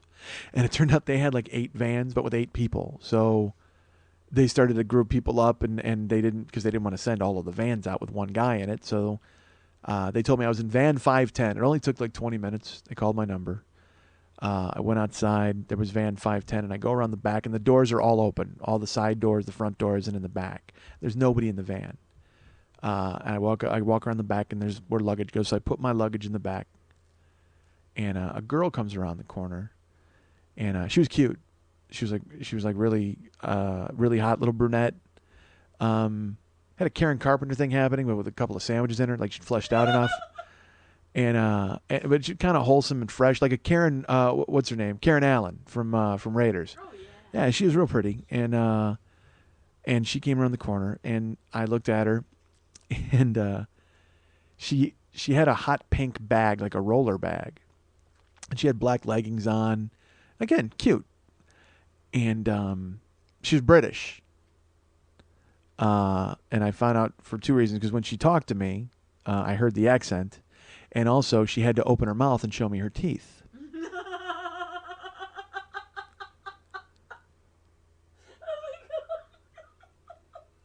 And her teeth were decidedly British. I don't know if bangers and mash is a breakfast dish or what happens to your mouths as you grow up. It looked like Evel Knievel he was trapped in her mouth and he drove out of her teeth to leap the Snake River Canyon. It looked like someone had been trapped inside of a white picket fence and kicked their way out of it. Her mouth looked like an earthquake in a graveyard. Just every stone was askew and facing a different way. Just a mouthful of trouble. And she walks around, but again, super cute. Until she had to, peel back her lips and expose the horror that was the inside of her mouth. And she had her roller bag, and she actually rolled it to me, and it hit me in the leg. And she's like, "All right then, you can just put that in there." And by the way, she was not a chimney sweep. I can't do accents. It was a much more of a pleasant lilt than that. All right, governor, put my bag in the van. I mean, it was nothing like that. Where's the lift? I mean, it was not that awful. All right, she had a nice voice. She looked, and again, very attractive, cute, dressed well. Even her roller bag was cute, except for then again, like I said, that mouth that looked like she had somehow bitten into a hand grenade. Bang! It was like she looked like she was in a Tom and Jerry cartoon, and she was eating like cherry tomatoes, and then there was a cherry bomb in there, and she went, and it blew up her mouth, and then her mouse laughed. So she rolled the bag to me, and she's like, "All right, well, just put that in there." And she smiled, and I was just like, "Okay." And and she goes, "Is this van 510?" And I'm like, "Yes." And so I picked up her bag and I put it in the thing, which I would have done anyway because I'm a nice guy. But she didn't have to roll it to me and have it smash into my leg. It didn't smash; it just bumped me. But it was very, not dismissive, but it was very, "You work here, right?" Because, which I guess she thought. So then I put the thing in the van, and I realized that she really thought that because then she handed me $5. Awesome. So I picked up the bag and I put it in the van, and I looked at her and she's like, "All right, then, thank you." And she hands me $5. And I go, "You don't have to." And she goes, "No, please, it's all right. It's all right." And she goes around and gets in the van. And, I, not unlike Underdog, then bit the $5 and put it in my pocket. And I waited out on the street for the guy who was driving the van. He showed up finally, and he's like, "All right, let's go. We're heading to D.C., van 510. He goes around the back, and he closes the doors, and he climbs into the driver's seat, and then I climb into the van, and I sit right next to fucking Bad Teeth. I sit right next to fucking English, and I look at her. She looks at me. And she goes, "You not the driver?" And I said, "Nope." And I put my earbuds in, and I kept the $5 because she couldn't say anything to me at that point because I got the fucking earbuds in, and she's looking at me like pondering what the fuck is going on, and she's looking at the driver and me and trying to make sense of it, and I just climbed into my iPod and disappeared. Fuck that. "Thanks for the tip, ma'am." Wink. Chim chim chiroo. Click of my heels. And we took the 30-mile ride into the city together as I had my fucking earbuds on, and she, confused, put her earbuds in and just didn't know what to make of the situation. So the guy find out he's like, "Where are you guys going?" And I, Courtyard by Marriott, whatever. So we're driving, and I'm just listening to music, and I'm stealing glances of her because again, she's very cute. And she had leggings on, hot, nice legs. And then we went to the Courtyard by Marriott. I was the first guy dropped off. And I got out, and the guy went around the back, and he grabbed my bag, and I tipped him my money. And then I looked in, and she looked at me, and I gave her $5 back when I got to the hotel. Damn it. I had to. Come on, what am I going to do? Keep the thing? It was funnier to keep it and make her just make the weird face, like, "What the fuck?" That's funny. You keep it. Then you keep it after that, you're just a cock.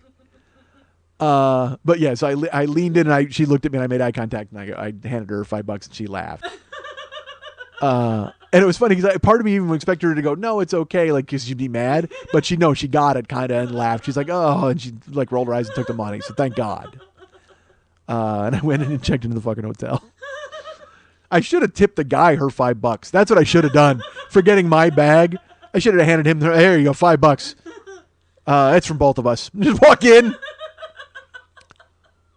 But it was worth it just for the look on her face when she's like, "You're not the driver." "Nope." Ding, ding. Stranglehold. Me and Ted Nugent just stole your cash. Because sometimes you want to get high. Sometimes you got to start low. All right. Some people say you got to die someday. Folks, I got news. You never got All right, so I get to the courtyard. I go check in. And they put me in room 620, which is amazing. It's always been my lucky number. No, it isn't. That's a point you don't need to know. Nobody needs to know I was in 620. Nobody. Unless I had to climb 6 flights of stairs. Then you would get it. But there's an elevator. There's a lift. Have I mentioned there's a lift? Yeah. What are you doing there? Hold on a second. Look, just grabbed a double handful and went off. All right. That's nice. I like that. Keep doing it. What are you telling me to stop for? I'm trying to talk to people and you went and grabbed a double handful and lifted them up for some reason. I was like, all right. Yeah, I'm in. Do that. Sure. Even I think your computer's feeling much better. He's like, oh, yeah, business. Picking up. Oh, is that, and unfortunately, something just leaked out of it. I don't think that's Robitussin. His diagnostics are fine. So, Wednesday night, I had nothing to do, man. I got nothing to do in that town. And it's funny, there was a guy, Eric. This guy, Eric, I probably could have contacted Eric and done something with him. Eric is a guy who came to see me in Vegas a million years ago when I was doing real stand-up, like a real human being. Actually, I was emceeing in Vegas at the Riv. And this guy, Eric, who lived in Vegas at the time, from Detroit, came out to see me. And he was so nice because I finished my show and he's like, this is weird. Like, can I talk to you or whatever in between shows? I don't want to be that guy to bother you. And I'm like, no. And so we took a walk. We actually went down to the food court and I got a sandwich and he was real nice. We ate in between my shows. And out of the blue, he contacted me when I was going to DC and he's like, hey, remember I said there was a guy who worked at the Department of Defense? Yeah, I could not have been more wrong. Literally, go listen to that podcast, and that podcast was done in the first moments of 9/11. Like, remember when they were like, a truck bomb just blew up at the Pentagon, and another plane has crashed into, the Florida Keys, whatever the fuck. They had a bunch of different weird reports. Well, I could not have been more wrong about Eric. He does not work at the Department of Defense. He worked at the Capitol, and he was offering to take me on a behind-the-scenes tour of the Capitol. And then after he contacted me with that, I didn't do that because I wound up having something with the Capitol anyway, which I'll get to in a second. So Wednesday, I could have done something with Eric, but I did not. Wednesday, like I did when I was in Atlanta, Wednesday I decided I was going to go to dinner at a nice restaurant, and I was going to go by myself because I hadn't really talked to anybody yet. So I was like, you know what? I'll start a tradition with myself, and I'll go and I'll live tweet a meal from a nice place. And I had already planned, when I go to town, I'm going to go to one nice restaurant. I mean, I have to. So I already knew that Thursday I had been claimed for dinner. Which I'll get to in a minute. And Friday I don't eat because it's the show. And then Saturday I was leaving. So Wednesday was the night where I had to go to a place that I wanted because I had no say in Thursday night. So I'm like, all right. I looked around and there's a chef named Chef Jose Aldo. Jose Aldo is a UFC fighter. Jose Aldo is the featherweight champion of the world. Hold on a second. He did not cook me dinner, folks. Let me walk that back. Chef Jose Aldo did not cook me dinner. He did not do a flying kick off the fence into my face. He's the featherweight champion of the world. All right, so when I actually went and visited Chef Jose Andres. Chef Jose Aldo popped into my head there. Yeah, I don't know. All right. I had a huge bowl of left hook soup. So I went and saw Chef Jose Andres. He's a famous chef. He's in D.C. He used to he cooked at El Bulli in Spain, which is like it's closed now, but it was the world's most famous restaurant. But now they've converted it into like a gastronomic laboratory. Like it's that kind of genius stuff. Like they would like mozzarella balloons filled with smoky Gouda air, like all that crazy shit. Anthony Bourdain did a show from El Bulli, and then he actually went back when it was closing, and he went there the final weekend with Chef Jose Andres because Jose Andres used to work there, and then he went back to see the chef and then experience the food. And Chef Jose Andres is this crazy, really enthusiastic, amazing chef, and he's so happy to be cooking and eating and experiencing life. He's that guy. He's a guy you want to be. So I'm like, well, I got to eat at his restaurant. So he's got a famous restaurant called Jaleo in I'm sorry, wait. Jaleo is the bantamweight championship of the world. No, Jaleo's a restaurant. It's like a tapas restaurant. And so he's in DC. He's headquartered there. He's got like many different restaurants, some in Vegas. But Jaleo was closed while I was in town. So Chef Jose Andres had the American Eats Tavern, which is a pop-up restaurant. It's a converted space. It was only there for a couple of months, and then they extended it to July 4th. So I'm like, well, fuck, I'll eat there. That'll be awesome. So I checked into a reservation. I was able to get one for that night. And I went to dinner. I grabbed a cab to go to dinner. Cab to dinner was like $6 where I was going. So I hop in the cab and the guy's like, "Hello, where are you going?" I said, "I'm going to." I gave him the address. He's like, "Fine, we're driving," and he makes a left and a right and a left and a right from the courtyard on Marriott. And I look and I see a familiar building out my window. And I asked first I asked the cab driver. I asked him where he was from because I asked them all, and he was from Ethiopia. And he was a nice guy. And we were driving, and then I see the White House. It's like a mile from my hotel, like a mile and a half from my hotel. He makes left, right, and all of a sudden there we're turning, and I'm on Pennsylvania Avenue in front of the White House, and there's people out there. I looked and I go, and here's how good of an American I am. I had to look at my Ethiopian cab driver and I go, "Is that the White House?" I know what the White House looks like.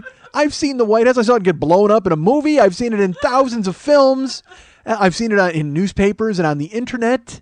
I know what the White House looks like, and yet still, I had to reach out to my Ethiopian cab driver, Darsim, and say, "Hey." By the way, I can't remember if his name was Darsim. It was like Darsim. I didn't get the pronunciation correct. Because as he was explaining about Ethiopia and his name, the White House came into view. And I needed to immediately stop all action and verify with him, the immigrant, that was the White House. So good for me, good for him. We're all square. I now have chosen to speak to a guy from another country and find out exactly where the most famous building in my country is. He drives me to the American Eats Tavern. I hop out. I roll in, and they had an oyster bar right in the front. Which, you know what? I agree. Lily just made a sad face, like a nasty, ill face. And I'm not a raw oyster guy. I'll eat them at the sushi bar if they'll make them, because I've had like quail egg shooters or oyster shooters with quail egg and ponzu and all that. Those are good. But I don't like Karen likes oysters, Rockefeller, and all that kind of shit. It's never been for me. They make curry oyster at Katsuya, which is amazing. It's like a cooked, crispy, crunchy, peanut buttery oyster finger. Nobody better lay a finger on my oyster finger. But yeah. Actually, I remember the first time I ever got oyster fingered. Oh my God, her name was Ruth. Baby Ruth. So so I get to the tavern. There's an oyster bar, which I step aside. I step past, and I check in. I said, "Hey, party for one at 8:15." They said, "Schmidt." I said, "Yes." Then I had to go upstairs, and I sat down, and they put me by this window, which it was awesome. The restaurant, it looked like a patriotic building. I know that sounds ridiculous, like an old school, old brick building with like wood everywhere, and it was like eating in someone's chamber. So I go upstairs, I sit down, and I have a view of the street, which like with 2 street lamps, which look kind of neat. And then my server Antonio came over with the menu, and he starts telling me all about the food that they have. And they had a tasting menu available. They had a 5-course, a 7-course, and a 9-course tasting menu. And then they had a la carte stuff. So I start reading all the a la carte things, and I look at the tasting menus, and I in my head I go, well, I'm going with a tasting menu. I got to go, but do I want the 9-course, the 7-course, the 5-course? The problem is I know me, and I know what my head wants. My head is fat.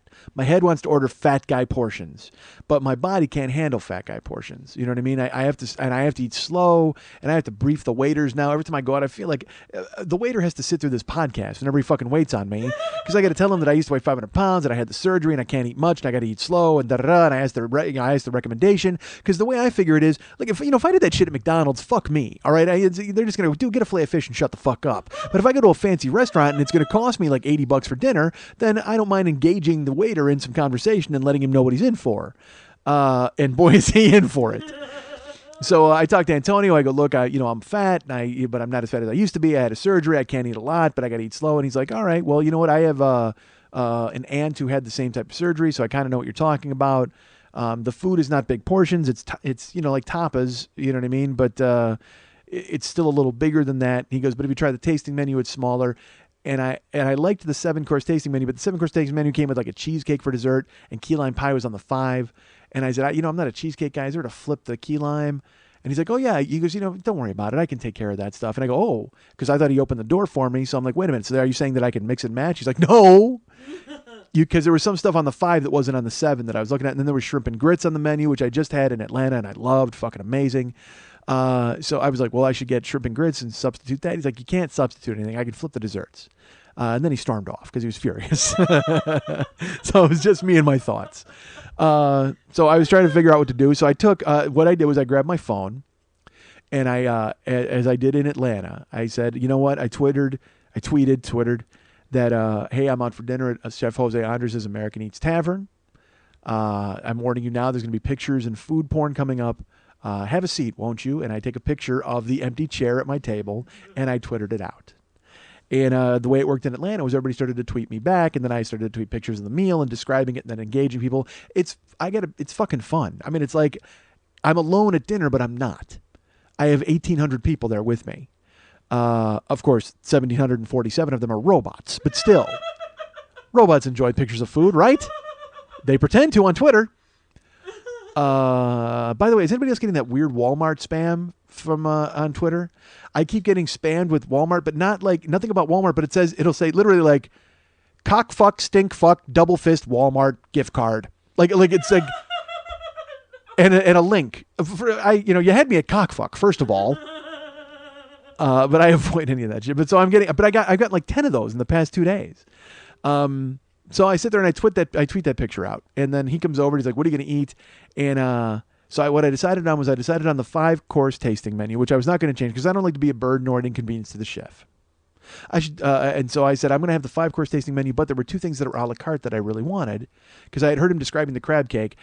They make a crab cake there, and it's Baltimore, D.C., so I'm like, well, I got to have crab cake, but they don't use egg as a binder in their crab cake. They use actual crab roe as the binder. And I was like, well, that sounds amazing because it'll be like the natural salt flavor to it. It's going to be fucking great. So there was a crab cake. You can get 2 or 1. I decided to get one of those. And then they had, do you know what Uncrustables are? They're those frozen peanut butter and jelly sandwiches that you can pull out. Then they're amazing to eat. Like you're just like, these are disgusting. And then you thaw them out and you're like, I could eat 1,000 of these. So that's what it is. So they had Uncrustables, like their own version of Uncrustables, but it was peanut butter, jelly, and foie gras in like a disc. And it's like closed around the sides. It was almost like a wonton filled with peanut butter, jelly, and foie gras. Oh my god! But flat. Like it was almost like a pancake, like a potato pancake, but stuffed with peanut butter, jelly, and foie gras. And I knew I was getting that no matter what. Like no matter what the fuck else I ordered, I'm getting that. Peanut butter and foie gras? Are you joking? Are you joking? Of course I'm eating it.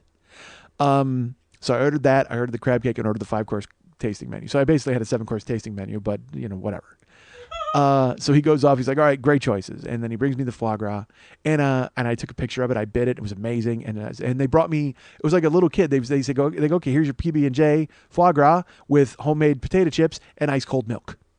And they did. They made a homemade. It was a bag and it said potato chips. It was homemade with pepper on them, and then an ice cold milk with a straw in a little. Those little milk cans. It was in a little tiny milk can. I'm like, awesome. So I took a picture of that. I twittered it out. I said, this is the greatest box lunch in history. And I ate that. I'm twittering. I'm eating. They bring me the crab cake. It was amazing. I twittered. I ate. And Antonio was very nice. And I told him to go slow because they started to bring like food all at once, and he decided to slow it up. And they bring the first course of the tasting menu, which was let's see. There was trying to sort it out in my head because I had the crab cake. I should tell you this: when I ate the crab cake, I'm an idiot. I ate the foie gras, peanut butter, and jelly. And when I actually twittered, 8-year-old me is horrified, but 44-year-old me is telling 8-year-old me to shut the fuck up. And I had a picture of the peanut butter and jelly and foie gras. And then I ate the crab cake, and I twittered, I said, holy hell, this crab cake tastes like I blew Aquaman. Use what you know about me to decide whether or not that's a good or bad thing.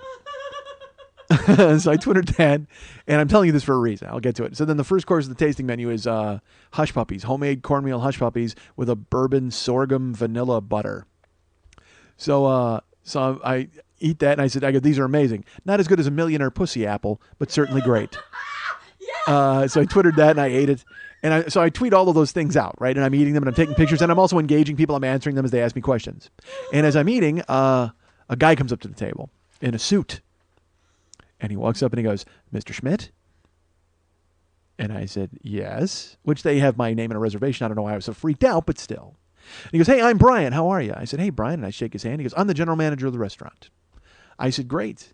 He goes, I wanted to come by because Chef Jose wanted me to tell you that he's following your tweets.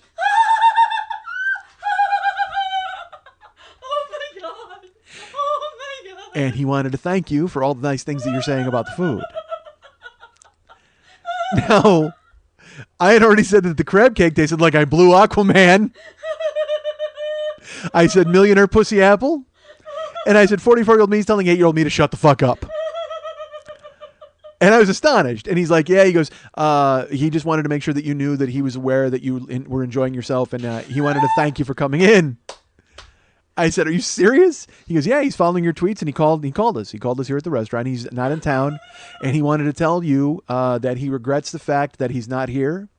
Because if he were, he would have been happy to join you in your empty seat. Oh my God. So he was following from the jump. He knew all of it. And I was stunned. It was, again, the TV came to life. It was so fucking weird. Because you don't think about it. Again, Twitter, I'm talking to you guys or whoever's talking to me. You don't realize, because again, his name, I used his name in the name of the restaurant. So you don't realize that kind of goes into a stream too, where everybody can see fucking everything. It's like Twitter's like walking through a house and turning on light bulbs in different rooms. And people in those rooms are like, oh yeah, you're being illuminated. And so he became illuminated by me talking about how I blew Aquaman in his restaurant. And I said, that's amazing. He goes, here, he wanted me to give you this. And he has a card. Brian had his card. He goes, I'm the general manager here, and we have other restaurants in town. How long are you in town? I said, I'm only here till Saturday. He goes, well, if you want a dinner anywhere else, anywhere in town, we're pretty connected with everyone. You let me know, and I'll get you a reservation, get you in the door, wherever you want to eat. It's fine with me. We'll take care of it. Just make sure you call me Brian. I'm the general manager here, and there's my number and my cell. Awesome. And I said, Brian, so nice to meet you. Thank you so much. Tell Chef thanks. And he walked off. And I still got a whole meal to eat, for fuck's sake. So that was weird. And so I started eating. The next was shrimp and grapefruit salad they brought. Because the whole point of American Eats Tavern was they were taking older dishes that were prepared in like the 1900s or the early, the 1920s, and then spinning them and making them for now. So that's why I had, like I said, a shrimp and grapefruit salad, which was these huge fucking fresh shrimp with grapefruit mandolins. Is that what they're called? What do they call when they take a little slice of I think it's a mandolin. Yeah? No, fuck. No, I'm mad. I don't know. When they take it's not a julienne. They section it, but it's something fancy. You know what I mean? It's a mandolin, I think. Someone's going to fucking correct me, I know. So the shrimp and grapefruit salad. Chef will, why not? So I twittered the shrimp and grapefruit salad, which was amazing, and I ate that. And then and I was starting to get full, and they were pacing me out, which was fine. And it's funny, they had a basket of homemade biscuits with homemade blackberry jam that I really wanted to get, but I'm like, I can't eat that. I can't. I wanted to. And then they brought my fourth course was let's see, that the first was the hush puppies, and then was the shrimp and grapefruit salad. Okay, and then the third course was all right, this is why I didn't want to get the 5-course tasting menu. This is what I wanted to swap out. It was called vermicelli prepared like pudding. That's actually what it's called.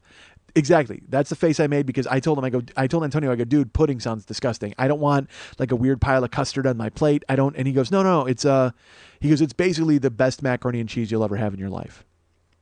I said, yeah, but why is it called pudding? I don't want it to be creamy. I said, I don't like cheese, like a freestanding cheese. I don't like a liquid, like a horrible cheese. And he's like, trust me, I'm telling you. He goes, let me bring it to you. If you don't like it, I'll get you something else. But I'm telling you, it's the best thing on the tasting menu and my favorite thing on the menu.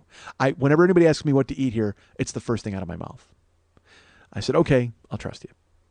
So they bring me vermicelli prepared like pudding. And it's vermicelli noodles, but in a round, like in a disc. And so I chop it, and the top is crispy, like crunchy crispy, but underneath is creamy macaroni and cheese, but it's not orange cheese. You know what I mean? It's like almost like you know how Swiss has that kind of like taste to it, like real heavy, but it's like a Stilton or a Gruyere. I don't even know, but I ate it, and it was like bitter. You know what I mean? That bitter taste. God damn, it was fantastic. You know, because you went to the cheese house with us in Pasadena, and you ate like all of the cheeses. Yeah, you did. You would have loved this stuff. It was fucking amazing, dude. It was just this disc of fucking crunchy on the top. The cheese was crunchy on the top, and on the bottom they had cooked it with a torch. Oh my God, it was fucking fantastic. It was fantastic. It was so goddamn good. Yeah, it was great. And what I twittered for that was, I said, this is macaroni and cheese with a monocle. Because I'm an idiot. And I said, I'm too poor to eat this. And I still twittered it out. And then, so that's the third course. Fourth course was barbecue beef short ribs with Hoppin' John beans and rice prepared in a cast iron skillet. That's how the Hoppin' John was. So what they did is they brought the food and they had a huge bowl with the barbecue beef short ribs in the center of it and a sizzling iron skillet with the Hoppin' John, and then they just dump it in with the barbecue beef. And I ate that, and it was just, goddamn, it was fantastic. And that tasted like the Old West. It had like some cumin in the barbecue sauce, and the Hoppin' John was like out of the skillet. It was just so, goddamn, it was amazing. Took a picture of that, twittered it. And my fifth course was key lime pie, which I declined because I could not eat it. There was no way. I told him, I go, dude, I can't have dessert. I'll never finish it. You know what I mean? And he's like, all right, cool. And he goes, I'll bring you a check. So they brought my check, and I paid it. And I was talking to Antonio. I was twittering with more people, whatever. And another guy comes up to the table. Guy with a suit on. Different guy. I go, he goes, Mr. Schmidt? I go, hey, hi. He goes, I'm Jim. I go, hey, Jim. He says, I know you've already paid your check, but Chef Jose would like to buy you dinner. I said, what? He goes, yes. He called the restaurant. He's been following you on Twitter, and Chef Jose he just loves the fact that you enjoyed yourself here so much tonight. So we're going to reopen your check and charge it back to your card, and we're going to pay for your dinner. Oh my God! And I said, I go, that's crazy. And he goes, what? And I go, it's just so weird. I didn't expect that at all. I mean, I'm just twittering. This is what I do. I go out and I talk to people, and it just that's just amazing that he would do that. I can't believe it. And he goes, well, yeah, he called us. He's called us several times. He's been following you on Twitter, and he saw earlier. And I said, yeah, no, Brian came over earlier. He goes, okay, good. Yeah, it's funny because everybody's kind of in the restaurant is kind of a buzz because he's called a couple of times to specifically talk about you and what you're doing. I said, that's ridiculous. And he goes, so yeah, we're going to reopen the check. And I go, you know, that's not necessary. He goes, what do you mean? And I go, I said, I'm honored to pay for Chef's food. I go, that's why I came here. I wanted to eat food he prepared. I'm honored to pay for it. Seriously, that's ridiculous. And he goes, okay.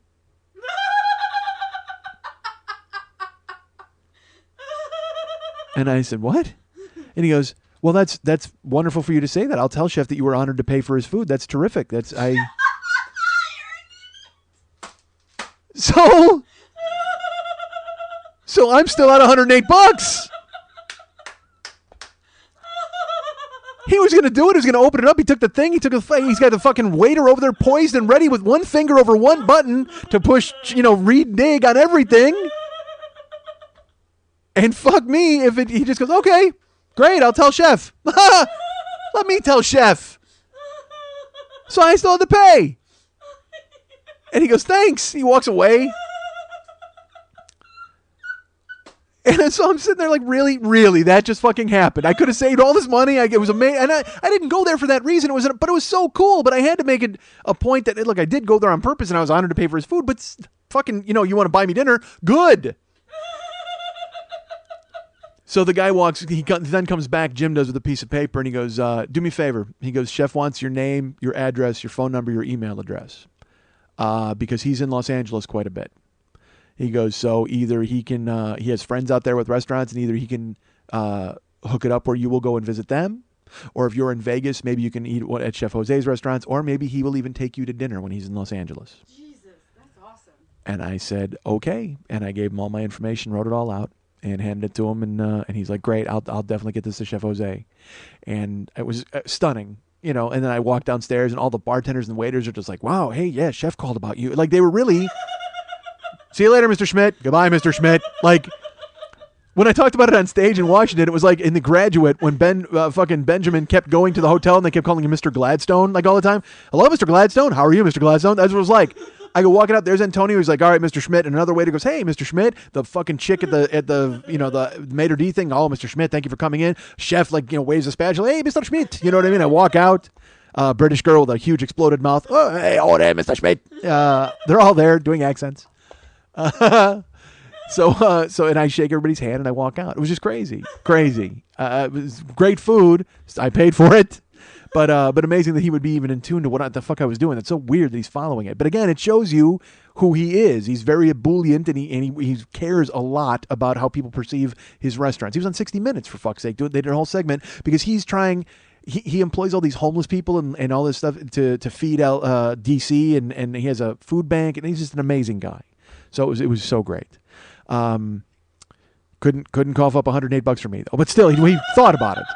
Maybe he shows up out here. Who knows? I have no idea. That's never going to fucking happen, right? You know, they immediately threw my address away, right?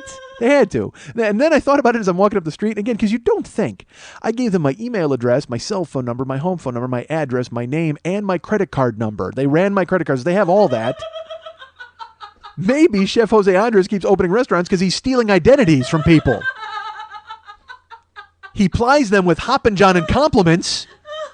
And then like a Spanish thief in the night, he steals their identities. Got my eye on you, Andres. I would have had more success with Chef Jose Aldo, quite frankly. He just wants to beat my ass. He doesn't want to steal my identity and ruin my life. I think I'd rather take an ass kicking from the chef featherweight champion of the world than have my identity stolen by an Abulian chef who used to work at El Bulli. So I walk up the street to go catch a cab, and there was a CVS, and I ducked in there to try to find Propel. No Propel. Furious. They had water. Regular water. The fuck do you think you are? Caught a cab, and then just went home. Went back to the hotel because I had to be up all night anyway, doing the fucking all the nonsense in the Facebook and everything, and updating people. And I had a big day ahead of me on Thursday. The Kickstarter drive funding pledge, that's what brought me out to DC. It was one of the 4 cities. This was the second Kickstarter city, but it was the first Kickstarter city where someone who actually paid for the privilege of hanging out with me was going to be. Atlanta was devoid of anyone who wanted to hang out with me. But it turned out that DC not only had one, but it had 2 people who had paid at the tier of getting to hang out with me and going out to dinner. So our friend Francis, who donated money, yes, Francis, and then our friend Joel Fowler, Francis Woodell and Joel Fowler, they each donated $300 to bring me to town.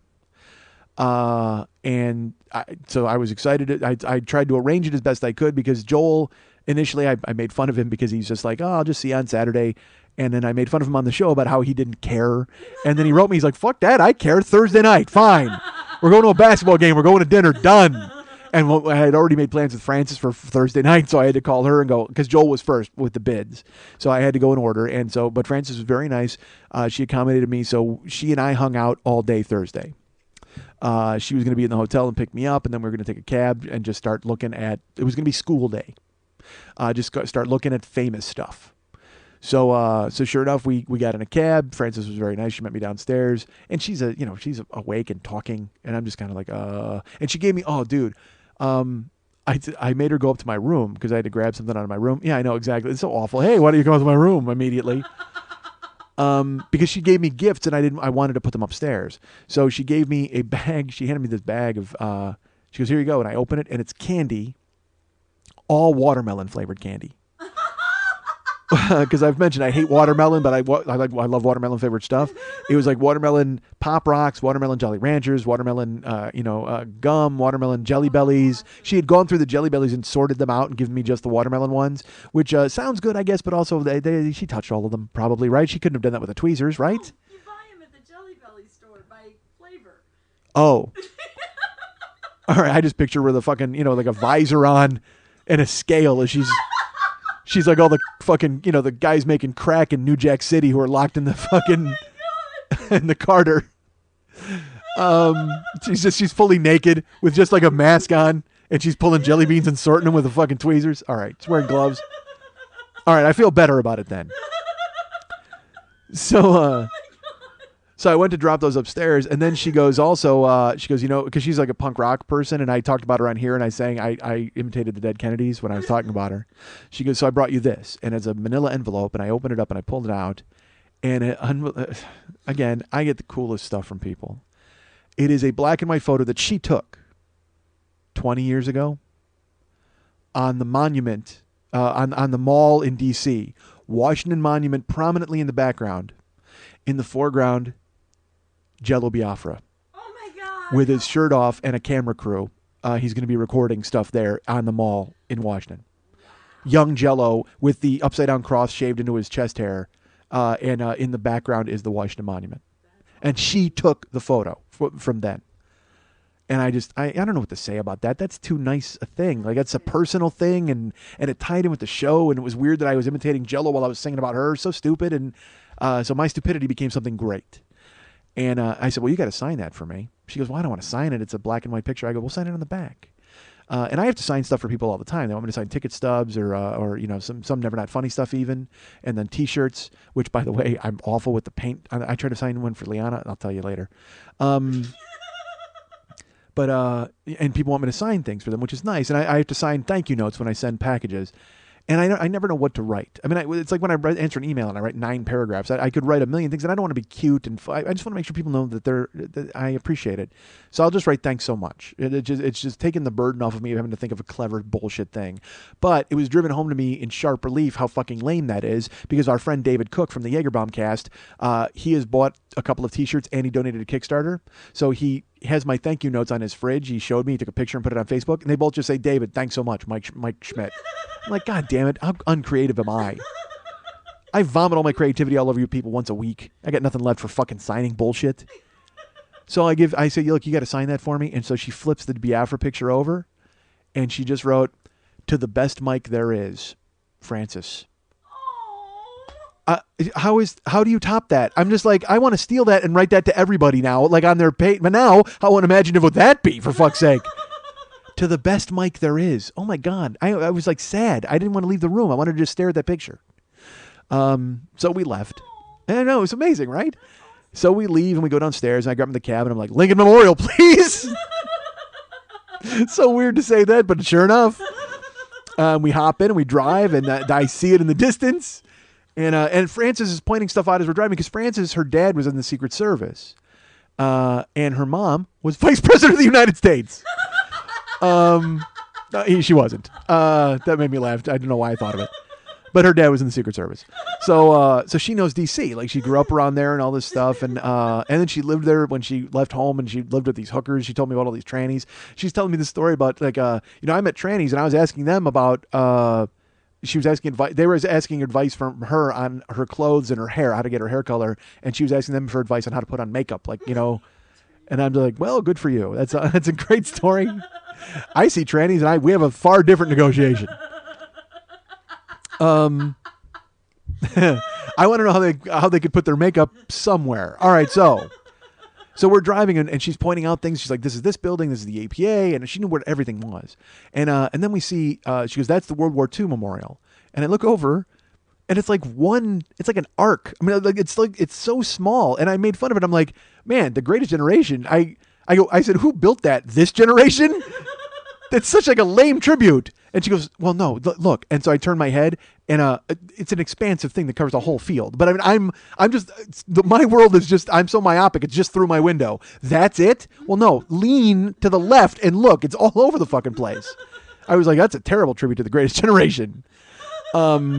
So we go to the Lincoln Memorial and we get out and we walk up the steps and we're looking around. It was amazing. And, there's all there's Lincoln's words on the wall, and it's just, you see those things. It's like when I was at the Statue of Liberty, okay? And you're learning and you're reading and you forget about things. And, it's so easy because we're so jaded and we're so full of, hate and rage, and we're so polarized, and you got libs and this and Dems and conservatives and whatever the fuck and Republicans.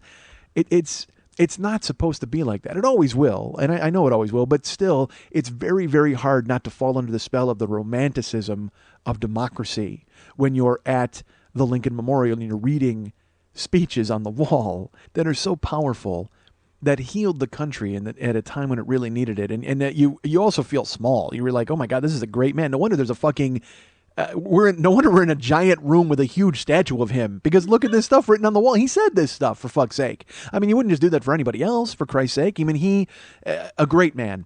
Unbelievable, amazing. And you walk outside, and then there's the reflecting pool, and then the monument. There's that famous photo op. So we actually took that picture. Like, Francis took some photos. Maybe I'll put them on Facebook. Maybe I won't. Who knows? I don't look so great. It's early in the morning. I have plenty of pictures of food I could put up if you want. Oh, a shrimp and grapefruit salad. It was fantastic. So I stood out there, and the reflecting pool, I will tell you, was under repairs. It was covered up with like plywood. It was the plywood pool. But the pictures, I don't care. It's still that long view with the monument in the background. And we took those pictures and we walked. Then we walked down. We saw the Vietnam War Memorial. Again, folks, I never saw these things when I was a kid, and I was supposed to. But maybe even as a kid, I wouldn't have appreciated them the way I did. The Vietnam War Memorial. You look at it, and it is a gut punch. It is fucking 600 steps of agony if you really put yourself in the position to understand what it means. And when I was when I was in New York, and I didn't get to see the 9/11 monument, I saw it from a distance, but I didn't get to walk through and see the names. And I can't imagine it being any more powerful. Certainly, it's more fresh in our minds, but it can't be any more powerful than the Vietnam War Memorial. As I walked through and I looked, and you just realize the people who have died in vain in this country for the most ridiculous reasons, and those men did not think that they were dying in vain. They went to do what they were supposed to do. It's unfortunate that events have unfolded after the fact that have pointed out really the futility of what went on in Vietnam. And don't fucking write me, okay? I'm an idiot. I don't know what the fuck I'm talking about. All I know is I saw a seemingly never-ending wall of names of people who died. And that was enough to make me think, you know what? There's mistakes being made. That's all. I'm not casting aspersions on America. Don't fucking write me. And certainly don't shoot me if you see me in my hoodie at the airport. So that's, you know what, maybe that's the only reason I wear my hoodie to the airport. I feel safe because I know they have so much security. Well, with 5 dudes having a chat and telling me to pick up bins, I mean, it's not like they're looking for guns or anything. All right, so but it's overwhelming and powerful when you see those symbols and the names, and you see the people walking and looking, and there was actually, it's funny, there was a directory. They have a directory not just where you can actually flip pages and look for names by alphabetical order.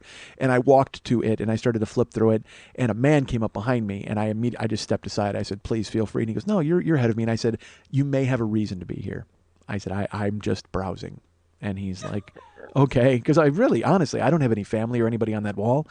So he flipped through and we walked. And we started walking up the street. We were in she wanted to take me to Einstein's statue, because Einstein's statue, I guess you can actually sit in, because everything else in Washington is don't touch. But Einstein's statue, I guess I could fuck if I wanted to. So she's like, "We'll get a picture of it. It'll be amazing." And I said, "Great." So we go walking. She asked a guard. She's like, "I know it's right around here somewhere." He goes, "It's over there, but it's blocked off now." She goes, "What do you mean?" He goes, "Well, they're doing all these renovations. So sure enough, we get close. Because again, after 9/11, you can't get in the monument. You can't get into anything. And as we get and by the way, the monument, the Washington Monument, also amazing and visible from really anywhere where you are in this area where I was, certainly walking on the mall or anywhere, you would see the monument just looming over the city with that red blinking eye of Saruman on the top, just keeping an eye on everything that was happening to warn you of the orcs that were going to be flooding in eventually. So Gimli and I are over there at the Vietnam War Memorial. We're digging a trench. And we're walking. We go looking for the Einstein statue, and it was all blocked off. And I said, "Well, is there you think we can sneak in? Is there like a thing I could hop the fence or something?" She goes, "Well," Francis is like, "That's kind of what I do. Like, I'm kind of sneaky, so let's go look." I'm like, "All right, Francis is sneaky." So we went up to the thing, and unfortunately it was airtight. Like the fence was deep into the ground, and there was no entrance. I would have had to hop, and there was barbed wire. And fat guy hopping a fence is not a good look. So I decided to pass. And Francis is like, "All right, well, let's walk up here," because our Capitol tour was at like 1:40. And we had left the hotel at around 10:30. So after looking at these memorials and this other stuff, then we get in a cab and we take it and we start looking at other buildings, and we get to the Capitol. And we were early. So she goes, "All right, well, there's a botanical gardens over here, and then there's a Library of Congress over here. We can go run in real quick and look at some fast documents and then duck out." And I said, "Okay." And then we start walking. But the thing is, Francis is... she's a little Spitfire, she's a little dynamo. She's ready to walk and go all over the place. I'm a fat dude, man. We're walking uphill, and I'm kind of like, I'm keeping up, but at the same time, I'm starting to sweat, and it's getting a little, because another thing too, the weather in Washington, D.C. was unfucking believable. It was 80 degrees. It was so gorgeous. And so I wore a flannel shirt that I eventually had to just take off, and I'm walking, and I tied it around my waist. No, I didn't. And so, yes, oh, sure, good looking. So we're walking, and then we get to the Library of Congress thing, and we walk inside, and it turns out that this building that we went into didn't have the Declaration of Independence. It didn't have any of that stuff. That was over at the Hall of Records. They had duplicates. So we ducked out of there. We went into a different place. Whatever. Again, it's that thing where you're just hopping into historical doors. You know what I mean? And just, hey, is George Washington in here anywhere? No? See you later. You duck out. Because I'm fascinated with George Washington, as I talked to you about last week. Washington, Washington, 6'20", fucking killing for fun. You know him. All right, so I'm fascinated by him, so I want to see him everywhere. So then we went into the Capitol, and we had to go underneath. We looked around at some stuff by the Capitol, and then we had to go in a tunnel to go where the tour was. And then there's statues everywhere. There's a statue of Kamehameha, Hawaii. Every state gets to put a statue of whoever they want in there. And it's true. They can all pick, like, whoever they want. All right, I'll get to that in a second. So we go into the Capitol. We go into this little museum, and we're looking around at stuff. And it's Francis and I. And so I felt, and Francis, again, people don't know how to act around me. And I don't know how to act around people, so it works out perfectly.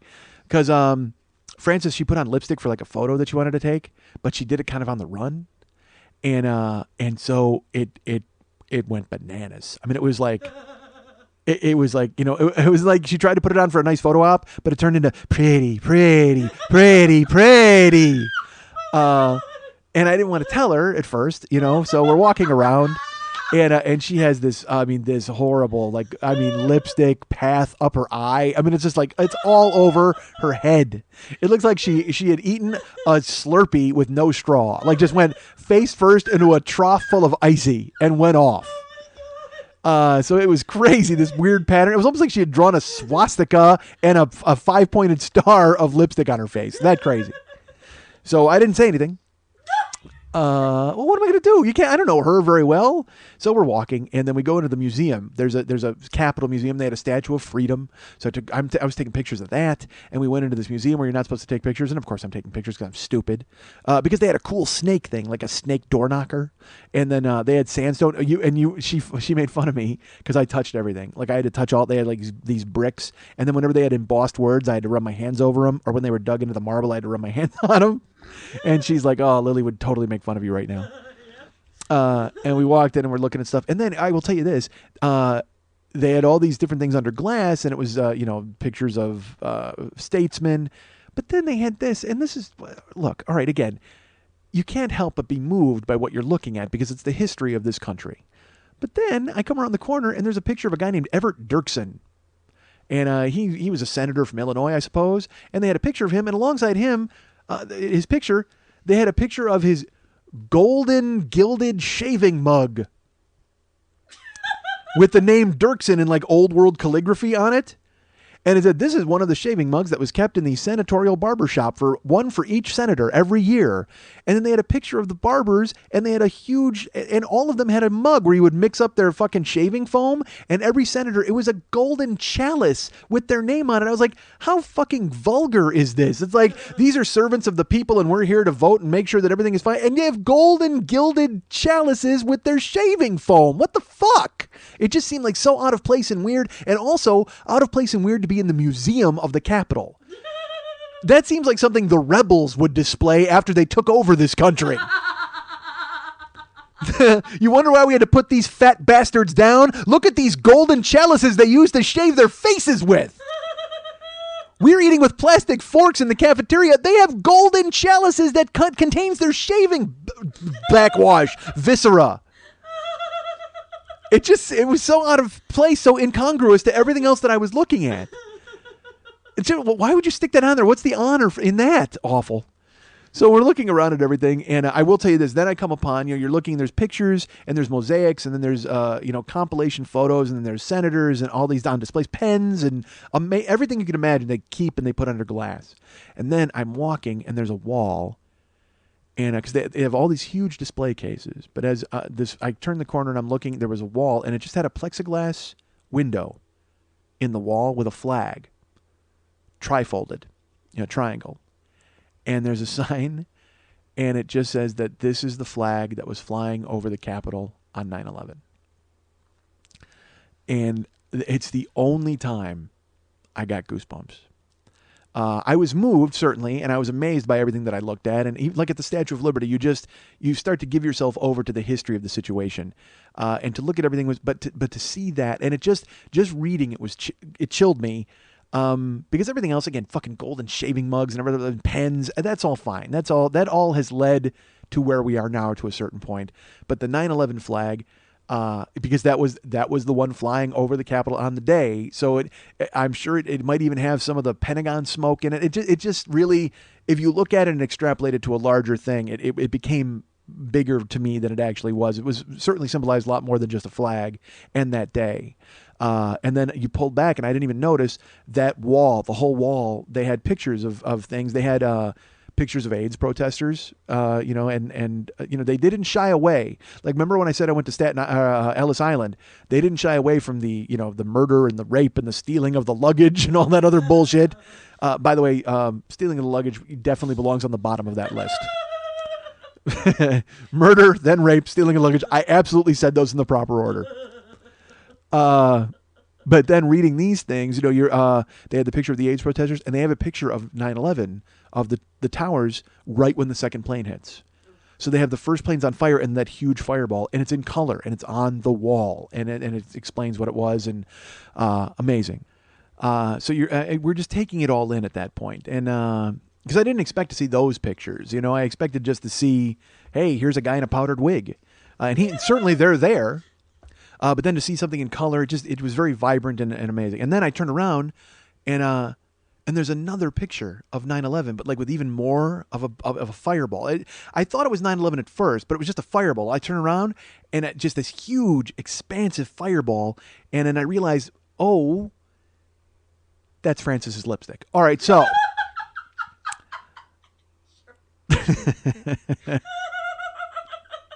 So I didn't say anything.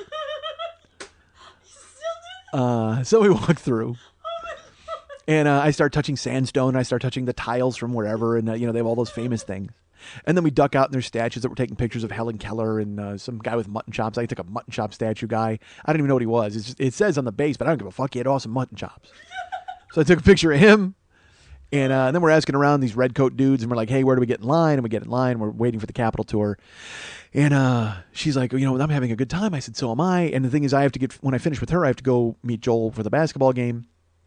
So we're in line for the Capitol tour, and we're talking. And then I took a picture of Francis to send to Karen. I Twittered. I'm like, hey, Francis and I are in line at the Capitol. And then, or to text, I should say. And then I said to Francis, I go, hey, this is weird. All right, but I have to tell you this. She's like, what? And I said, your lipstick is bananas. And she's like, oh my God, what? I said, it looks like you put it on a trampoline. I mean, honestly, it's. And so she's like, she takes her mirror out and she's looking and furiously. And because I'm incapable of just going, blah, blah, blah. I mean, I could have, but I tried to be nice and make it kind of funny. But she got, so it was like awkward. And she wrote it out great. But I know it made an impression because literally 2 days ago she texted me. He's like, is my lipstick okay? Like awful. Like, I don't know. Hold on, let me look out the window. Nope, I can see it from here. You need to wipe it off. So she fixes her lipstick before we go into the Capitol because she doesn't want a senator to flee in terror. And we go in and we meet these people and we sit down to watch a movie about the Capitol. And then they show they give you like a 15-minute movie about, democracy and, welcome to freedom. And they show amber waves of grain and then an eagle. All that 8th grade bullshit type of stuff, because I don't mean to say it's bullshit. It does affect you. But when you look at what's going on in the world now and how these guys desperately want Obama out of office, people hate Obama and people hate conservatives and abortion and all these fights. And then they're talking about compromise is the soil that is tilled and the seed that is planted is cooperation. Shut the fuck up. None of that is true ever. Maybe when you filmed this 1,000 years ago when you had golden gilded chalices that you shaved your faces out of. Not anymore. Now I picture like all the Democrats going in and they're saying these golden chalices are ours and then having a huge brawl in the shaving center. The senatorial shaving center. For the love of God, think of the brushes. So fuck me. We watched this movie and I'm like, okay. And I dealt with it. And I should say, by the way, I've only got 2 hours of sleep because I had been up. It's just crazy. So I closed my eyes and listened. We went upstairs and we took the tour of the Capitol, and they give you these little headsets and they bring you in, and it's fucking amazing. They bring you in and there's all the paintings you've seen, the famous paintings of the Delaware and all that bullshit. And I don't mean all that bullshit. That's just shorthand for fucking amazing. I know you're tired of hearing me say it. But awesome statues of Washington. And I took these pictures of. I should tell you this. I took all these pictures of Washington, like different statues. And when we went into the Capitol before the tour, Francis and I were looking for like an exit. And or no, this might have happened afterwards. This is after the whatever. I'll get to that in a second. So whatever. After the Capitol tour, we walk out and there's a bust of Washington and a bust of Jefferson. And I'm like, I got to get some pictures of Washington. She's like, you have 1 million. I don't care. Any picture of Washington I could get, I did. But then there was a girl for some reason. She was down there. They were talking about Jefferson. There's like a tour guide telling them about Jefferson, and she was hot, but she was only like 18 maybe. But she had like legging pants on, and she had like a blouse on that was belted, and she had her hands. Guys will know what I'm talking about here. Women might. We saw her from the back, and she had her hands behind herself on her ass. Like, you know how you just put your hands like where you rest, like if you were to put your hands in your back pockets. She didn't have back pockets. She had them on her ass, and she kept rubbing her ass and her thighs with her hands just like the whole time. And I even said to Francis, dude, I'm a mile away. And I go, how do you think the ass rubber feels about it? And Francis is like, what? And I go, check out that girl down there. And it's like literally like $6 million man eye. She's like, how did you see that girl?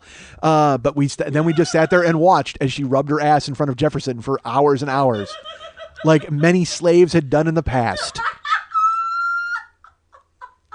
She was like an 18-year-old Sally Hemings, just furiously rubbing her ass in front of Jefferson, waiting to get worked. And so I go, I got to go down and get a picture of Jefferson. But I really wanted to see the chick's face. So we walked down there to go look, and then their tour group booked right at the last second. I'm like, no, ass rubber, stay. So I took photos of Washington and Jefferson. Then we did the Capitol tour. We went in and we saw that. We saw these statues that are amazing. And then they take you through and they're like, all right, now there's John Boehner's office, which is amazing. And then because it's right there, because he's the only one who has an office there. Everybody else goes and has their office space somewhere else. And I couldn't wait to get into the chamber and see the senators talking and all that stuff. So they go, now we're going to go to the crypt. And our tour guide was amazing. He was really good. I got to stop saying fucking amazing. God damn it. Find a better word. Swallow a thesaurus for the rest of this fucking show. Thesaurus.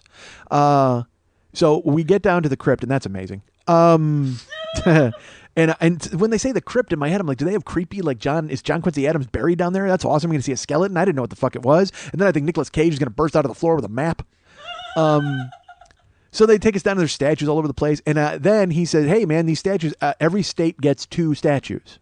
But the only rule is that the government gets to decide what the statue looks like. So, yeah, he goes, they choose whoever they want. And I said, well, who chooses? He said, the state. I said, they can choose whoever they want? Because he asked if there were any questions. And I said, yes, of course, because I have a question. And everybody else is quiet. And I said, who chooses? He goes, the state. And I go, well, how can they do that? They can pick anybody they want? He goes, yeah, but the rule is it has to be approved by the government. I go, oh, so they can say no. And he goes, well, no, they can't reject a statue. They can just tell you what it needs to look like as you submit what it looks like. I said, so what if what if Illinois wanted to pick Michael Jordan? He goes, they could. Just the federal government would tell them what the statue had to look like. I was like, that's awesome. That's hilarious. The sad news is that eventually, once, all these idiots get into power, all you young people, we're going to have like a statue of Snooki at the goddamn Capitol for Jersey. There's Bruce Springsteen and Snooki. So we got onto the crypt, and this is pretty amazing. In the center, amazing, fuck! I said it again. In the center of the crypt, there's a spot that is in all 4 area codes of D.C. It's the direct center of the city. There's one particular spot is the direct center of the city, and it's all 4 area codes are in the crypt. Like, they're different area codes or whatever, or 2 area codes. Might have been 4. I don't know. I wasn't paying much attention. I was thinking about the Michael Jordan statue I was going to commission for the crypt.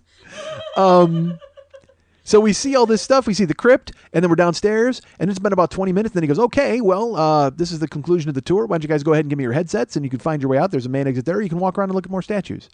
And I looked at Francis, and I'm like, how come we don't get to go see the senators talk?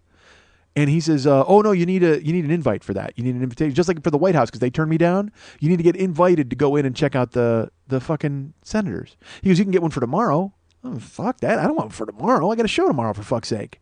And I looked at Francis, and I'm like her son, like this said, but you said with the Capitol tour. And the funny thing is, Eric works there. He could have brought me in to see some senators. I should have called him and said, hey, Francis and I are outside. Take me to see a fucking senator yelling at somebody or getting shaved. Even better. Take me to the goddamn shaving chamber. I'll put on some sunglasses so the glinting light off of the golden lips of their chalices doesn't blind me. Even though I should gouge out my eyes just to be in their presence. So sure enough, I looked at Frances. She's like, "Oh, I'm real sorry." And I'm like, "Ah, it's okay. We got to fucking get out of here anyway."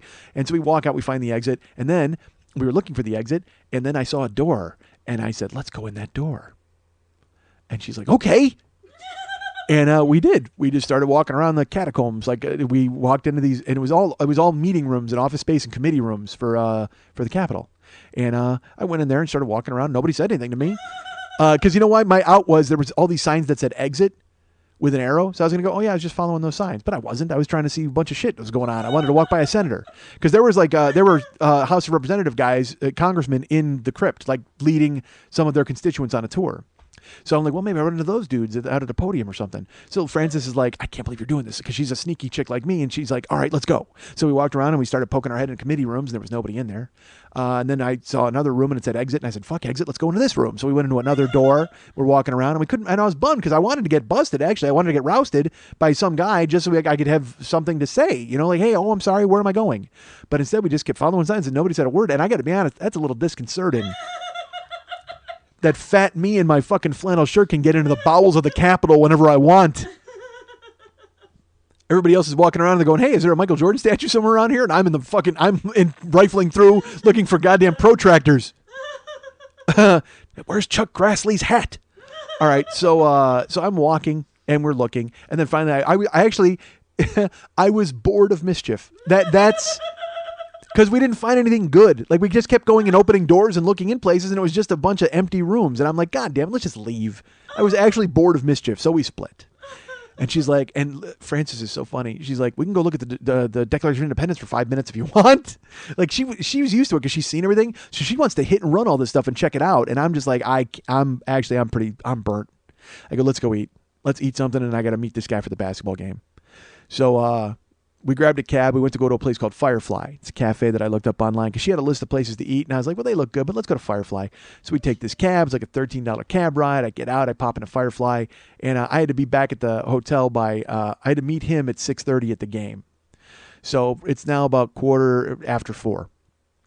We get to Firefly and we walk in and the guy goes, hey, you guys here for happy hour? We're like, no, we want to eat. He goes, oh, cool. We start serving dinner at 5:30. But there are salty snacks available at the bar if you'd like. And I said, you know, your website doesn't say anything about lunch and dinner being separate. It just says you're open 11 to 9. And he's like, yeah, we are separate. So if you go a block up the street, there's a restaurant called The Front Page or something you can eat there. And I'm like, fuck you. I took a cab here for $13. So we go out and we hail another cab. And I go, you know what? Go to, there's a guy from Top Chef named Spike Mendelson. He's got 2 restaurants called Great Grub Eatery and We the Pizza on Pennsylvania Avenue. And I'm like, well, I'll give those a day in court. Why not? So we hop into fucking traffic on the cab, and we're not moving, and time's ticking away. And Frances goes, you know, I don't really need to eat. Like, if you need to go back to the room, I understand, because I'm going to take a shower because I was all fucking swamp ass from walking around. And she's like, I don't mind. You know, I can go take the train and go home. And I said, all right, well, do you mind really? And she goes, no. And I said, good. I told the guy he would take me to the Courtyard by Marriott. So we split. And he takes a left and a right and a left. He's driving, we're moving, and traffic's going. And we get close. He's like, all right, it's going to be up Rhode Island. It's over here. And out of the corner of my eye, I see an S, like a chrome S, and I know what it is. And I go, whoa, is that Shake Shack? He goes, what? And I go, is that Shake Shack? He goes, yeah. I go, Shake Shack, go. Because Shake Shack is a burger joint that I've heard about. It's like the In-N-Out of New York. Because there's Five Guys, which is based in Boston, and then there was In-N-Out here, and then there's Shake Shack in New York. And I've heard so much about it. And I tried to go in New York when I was there, and it was closed on New Year's Day. So the guy fucking whips 9 U-turns, and he drives to Shake Shack. He drops Frances and I off. We hop across the street, and I buy us some food. I got a peanut butter malt. I got a fucking shake cheeseburger with like extra onion on it, and she got some food. And I ordered 1 fry. They gave us 2. It was a big, and I fucking inhaled it because I got to get to the hotel. So I wolfed all this food, and she wolfed her food, and we walked outside to grab a cab. And then she's like, we're only half mile from the hotel. So we walk down Rhode Island and get to the hotel. I bust her balls the whole time we're walking. I'm like, could have been in a cab. Could have been in a cab doing this. And she's like, you're gonna take a shower anyway. And I could have been in a cab because that's what I do. So we walk, and then I say goodbye to her, give her a hug. She's nice. She takes off. I go into the hotel, and I go upstairs, and I immediately throw up all of my Shake Shack because I wolfed it. It was a peanut butter malt and a fucking burger, and I killed it so fast. I couldn't move. It was disgusting. I go, I got to get rid of it. So I fucking evacuated. And then I was going to get in the shower, and it was 10 to 6. And I'm like, well, I can hop in and take a quick shower because it's only like a 5-minute cab ride. So 10 to 6, I go, well, you know what? I'm going to just close my eyes until 6 o'clock, and then I'll get in the shower. And I laid down at 10 to 6 on the bed, and I closed my eyes, and then I woke up, and it was 7:15. Game started at 7. I was meeting Joel at 6:30.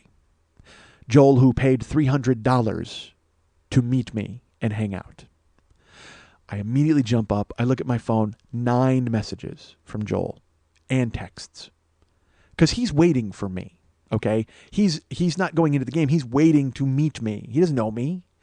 I lose my shit. I immediately call him, and I fuck a shower, and I grab my stuff, and I walk right out the door, and I go, I'm on my way.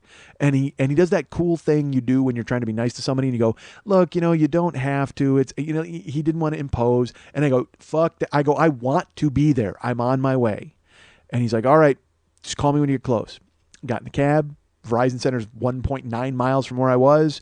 We roll. I wave. He's outside waiting for me. I hop out in traffic. I fucking pay the cab dude. I go in. Joel's really awesome.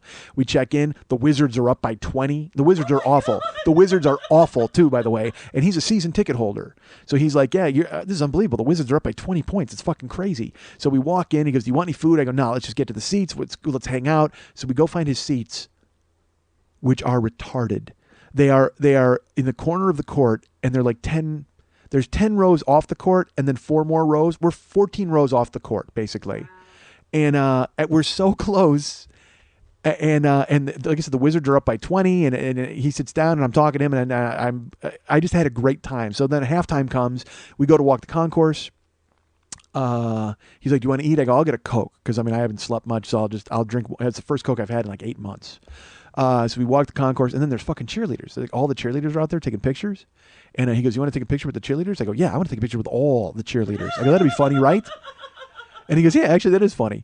So we went, and there was like 6 of them. And then we tried to, I said, can I just literally, just with all of you, just one? And they're like, and this guy's, and of course they have their mouthpiece guy. Sorry, bud, they're going back to work. Yes, work. I picture them filling out their application. Talents, jumping. Shaking frilly objects. So he takes 4 of them, but 2 of them are over on the side, and they go, we'll take a picture with you. So I walk over, I took a picture, and it was funny, I got cut in front of kids. Excuse me, Junior, I was awful. And I took a picture, and then I, of course, Twittered that, and sent that out to everybody. And then, of course, some people are like, haha, you're fat. Oh, well, great, thanks for that, appreciate it. Whatever, terrible. Whatever, who cares? So then we go and we sit down, we watch the rest of the game, and I kept teasing him. I go, this isn't going to last, right? The Wizards are going to get crushed here. It's going to happen. He's like, shut up, and I'm teasing him. I go, I'm rooting for your Wizards, but at the same time, come on, it's the Pacers. They're a lunch bucket team. They grind on you. And sure enough, the 20-point lead got down to 18, 16, 11, 9, back up by 12, down by 8. Pacers cut it to 6. Go to the fourth quarter, Pacers cut it to 4, and I just kept looking. Every time I'd look at him, and I'd go, lunch bucket. And he's like, shut up, man. He fucking elbowed me. And it's going on. And then fucking like Big George Murasan comes out of nowhere, and I wanted a photo with him. He used to play, he was in My Giant with Billy Crystal. Oh, yes. Okay, he was a basketball player for the Wizards, or for the Bullets at the time. And he comes walking out, and he's like, he's a paid ambassador for the team, and he shakes everybody's hands. And I wanted a picture so fucking bad, but it's like, I didn't want to bother him. He was talking to some Russian chick, and I'm like, I'm not going to fucking impose on My Giant. Because what I want, and it was so funny because I wanted to get the picture and then Twitter it and just go, attention, Billy Crystal, I have your giant. That's all I was going to say. Damn it. But I couldn't get his attention to take a picture, and by the time I did, it was like too late. So then like 6 becomes 4, and then 4 becomes 3, and then the Pacers cut it to 2, and then the Wizards go back up with like a 3-point play and a huge dunk, and Joel's like, yeah. And I'm like, yeah, Wizards. And then they cut it to 1, and he just looks at me and he goes, this is going to happen, isn't it? And I just go, lunch bucket.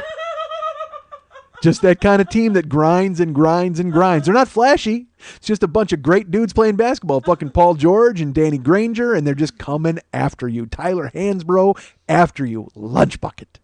And then the Pacers, Paul George hits a 3. They go up 1 late in the game, and he's just looking. And it was funny. Joel was actually like mad because he's a fan, and he's just sitting there passively with his face like, I can't believe this happened.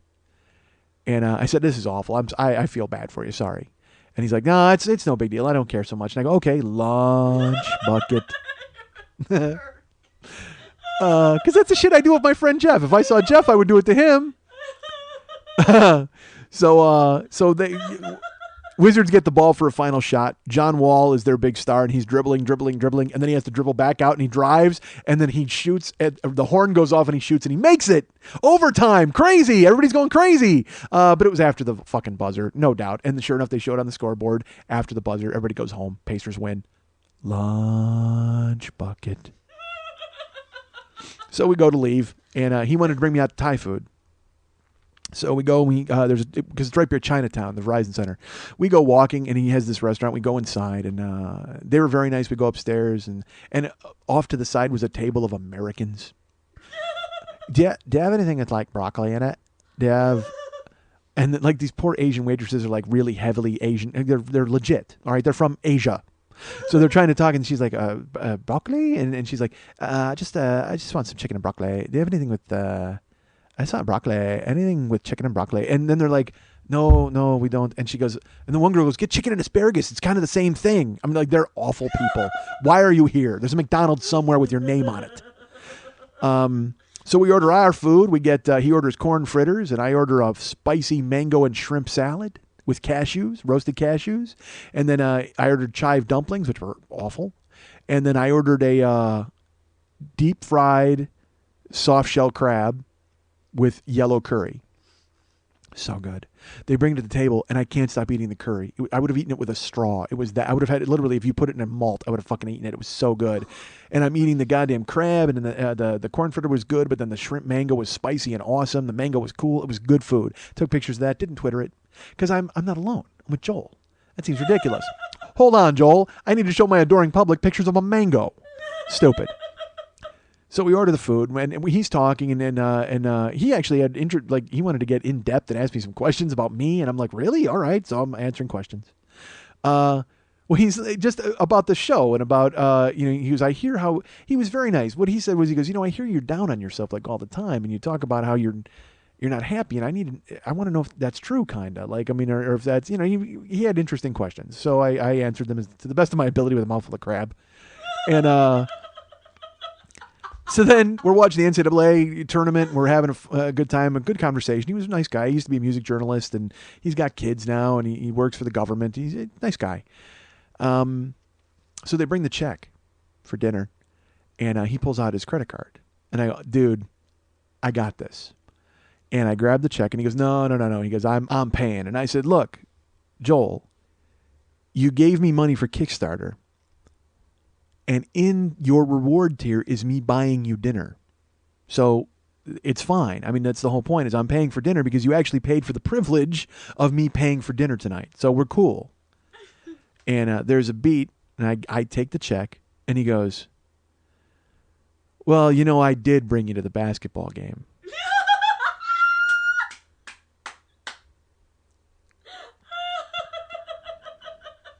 And and I said, what? He goes, well, at least I did bring you to the basketball game.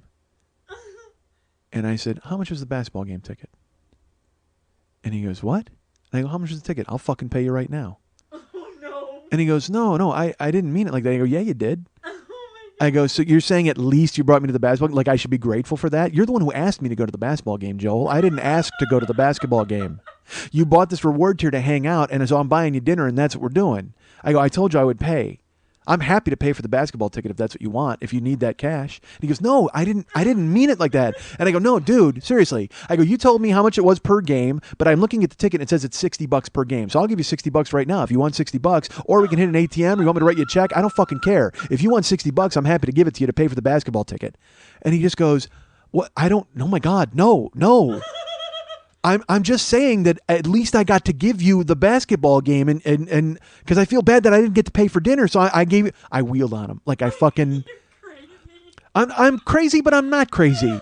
I am crazy. There's no doubt, but it was like he was saying, well, you know what, dude, I did bring you to the basketball game. You should be grateful for that. And it's like, dude, I don't fucking. I am grateful for that, but you asked me to go there. I didn't ask to go there. So I'll give you your fucking money right now. I wheeled on him. I just did. And his face was like, what the fuck is happening? And I'm stupid. I'm stupid. I don't think. You know what I mean? Because people are awkward around me anyway because they don't know me. They know me, but I don't know them. So, and they're all waiting for some weird thing to happen with me anyway. And so I lost it. Because I thought he was basically rubbing in my face that I wasn't paying for the basketball game. So I offered him the money and he's like, no. And he goes, no, I'm saying that I wish I could pay for dinner too. Like I'm saying it to me. Well, at least you got to bring him to the basketball game. Like he was reassuring himself out loud. And I'm like, all right. I said, that's fine. I said, but I'm happy to pay if you want me to pay. And he goes, no. So I paid the check and we left. And we're walking around and he's like, do you need to go home or whatever? I go, no, I'm here to hang out. That's fine. And we walk and DC is alive. I will tell you this, man. It is. I tell you, I love cities. DC was no exception because it was just alive at all times. It was just vibrant on the street, and we're walking. Came upon a nightclub with 1,000 people outside. We're walking there, and he has me walking up and down the street, and he's like, I don't even know where we're going. I'm just walking through the city. That's fine with me. And we're going left, right, and then I see a Citibank, and I'm like, I need to go to the ATM. And he's like, okay.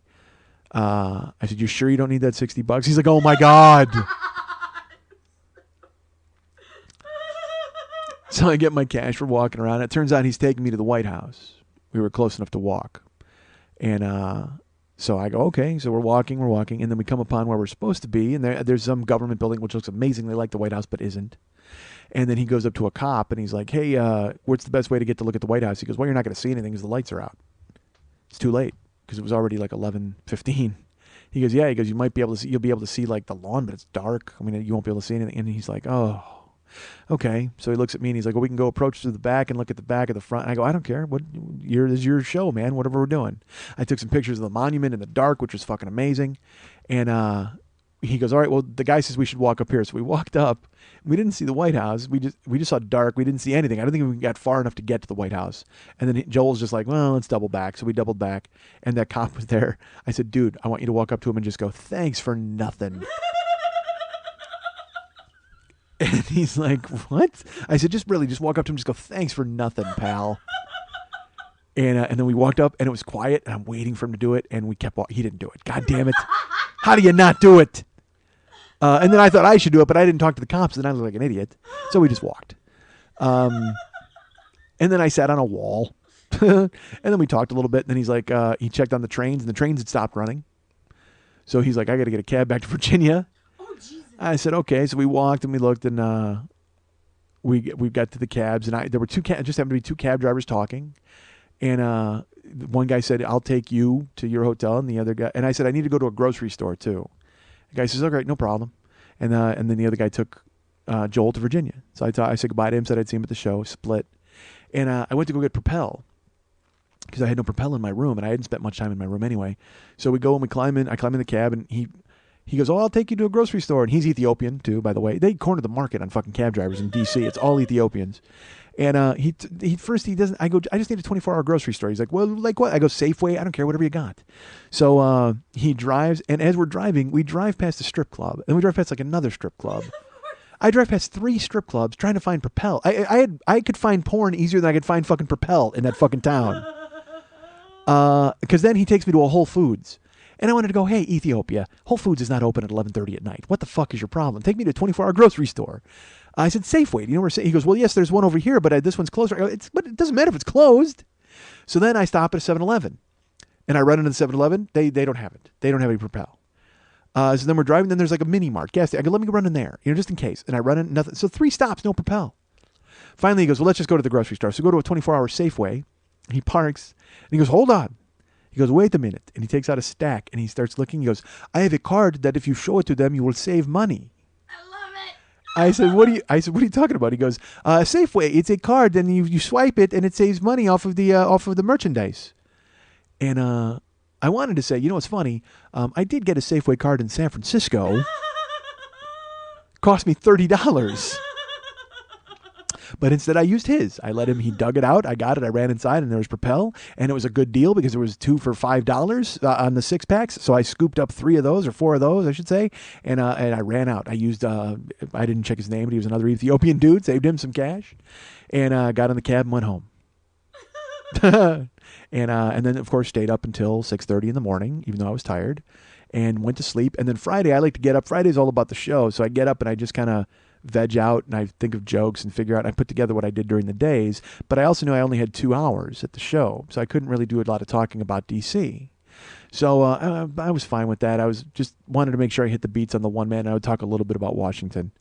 So I got a wake-up call for 12:30. So I figured I'll get 6 hours of sleep. It's fine. Wake-up call comes at 12:30. I pick it up and I hang it up. And I look at the clock. It's 1.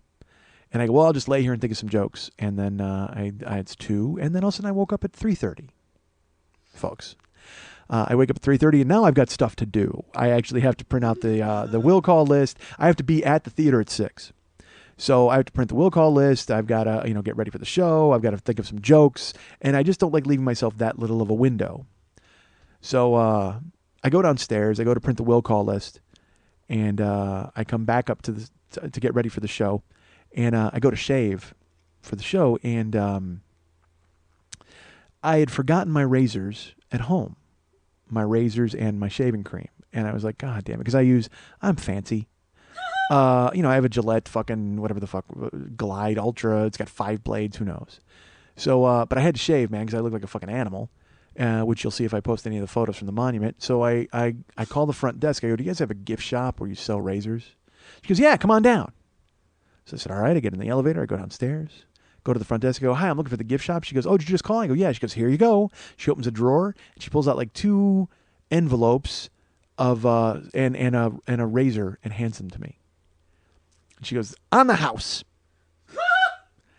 I said, well, can I buy some here? And she's like, well, no, those are free. That's on us. Take them. I said, okay. And I went upstairs and I'm looking at it, and it's, the shaving cream is called Silkience, which I think is a made up word. I'm not sure. And I look at the razor, and it's, I'm holding it in my hand. Now, again, I shave with like a Porsche, all right, like basically a Mercedes of shaving. The thing they handed me, I apologize, and I feel bad. I had no idea what you poor people had to go through. It's like this weird, it looked like a Pez dispenser. It's like tiny plastic thing with an orange safety cap, and then you take that off, and it has 1 blade. 1 blade? I wouldn't kill myself with this fucking thing, let alone shave with it. And when I looked at it, I got the Silkience. I get into my room and I go to shave, and I get my face all fucking lathered up, and I put on I lathered up, whatever. I rub Silkience all over it. Let's put it that way. And I'm looking in the mirror, and I'm holding that shitty razor, and I flashed back to like every World War II movie. Like I actually thought of the names of the veterans from Vietnam that had died, and I wondered how many of them had died shaving like this.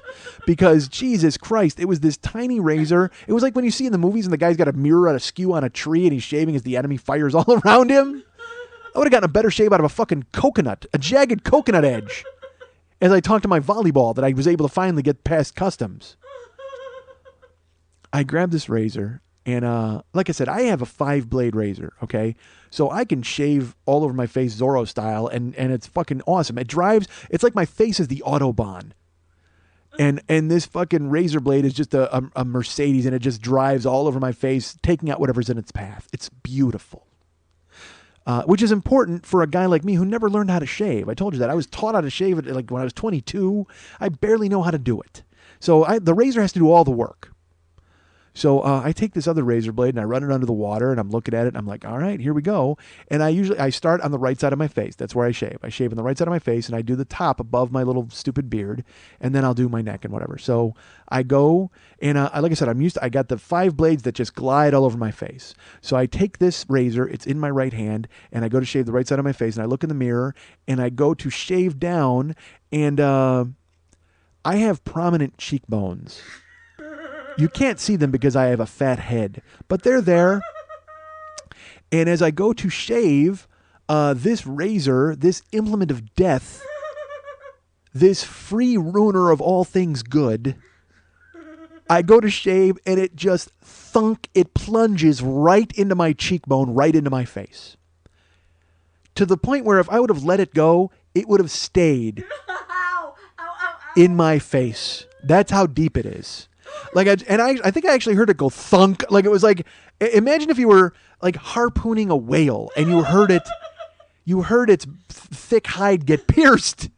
Because that's what happened. It was like thunk, and I'm like, oh, and you know, anybody who shaves, you know when you get bit. It rarely happens with my 5 razor, but I'll get a little tug. But this one, it wasn't even a tug. It was like a massacre. And I looked, and I'm holding it against my face, and I'm like, oh, that can't be good. And I open my eyes, and I actually pulled the blade out of my face, and blood just starts pooling up on my eye. And I'm waiting for it to kind of stop and clot. And I don't. All right, this will sound ridiculous. When I cut myself, I don't put that fucking toilet paper on my face because I think it looks stupid. It might help. It might clog the blood. It might fix everything in that moment, but I don't give a fuck. It looks stupid, and I don't want it on my head. I'd rather bleed out. So I just let this start bleeding, and I'm waiting for it to stop, and it won't. It starts running down my face. And then I throw water on it, and then it starts bleeding more, and it starts running down my face. And then I decide at this point, I go, you know what I need to do? Because what else do you do when you're standing there naked bleeding? I got to get photos of this.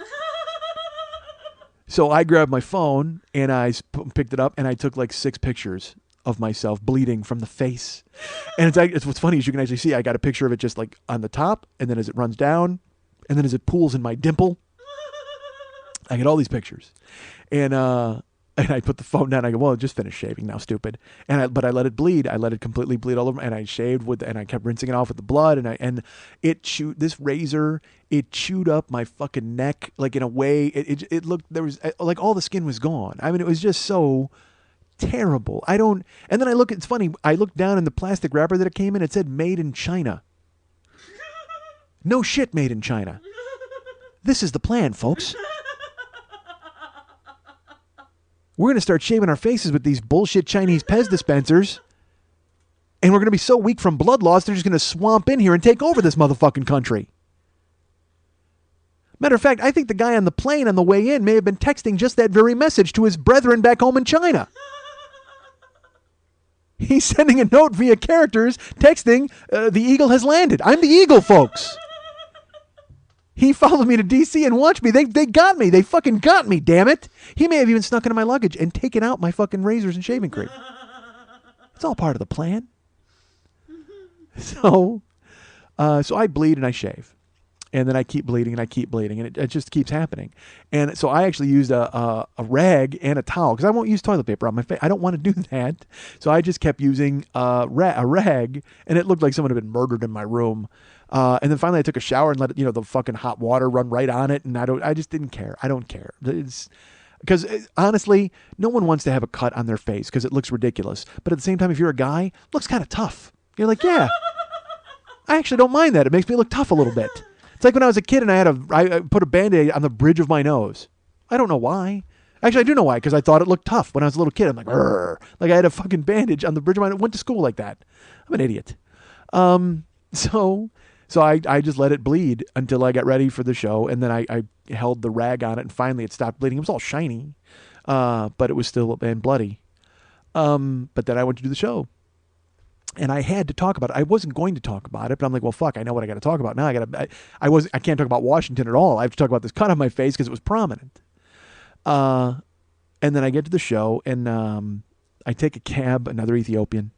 We go to this place called Adams Morgan. That was the section where the theater was. And the theater, I should tell you, man, this section of town was hopping. And I'm glad I didn't drive because it would have been fucking crazy to park. And the theater was just like a storefront theater, and you had to walk up some stairs. I get in, it's like an art gallery theater. And they were all very nice. They seemed to be nice anyway. And, I hate walking into a place and I'm just like, hi, I'm the comedian tonight. Oh, okay, go in the back. Like nobody says this is our theater or thank you for coming or thanks for the money you paid to rent the place.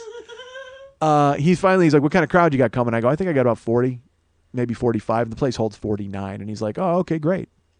So I went in the back, and Darian shows up, who was doing my tech. I can't thank him enough. Darian's a guy I don't think he even likes me. Like, I got this weird vibe from him. His friend Danny Nagy, who was given to the show before and also donated on Kickstarter big money, he came to see me in Philadelphia and took a bunch of pictures. Well, Darian is Danny's friend, and Danny told him about me and got him to listen to the podcast and then volunteered to tech.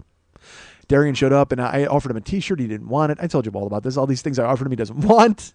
I offered to give him money at the end of the night. No, thank you. He wanted nothing to do with me. I texted him to thank him. He has never responded. Darian wants nothing to do with me.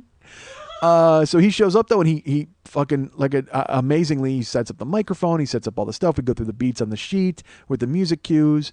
And then I'm in the back of the room and waiting for the show to start. And I get out there, and I should tell you this, 2-hour limit on the show.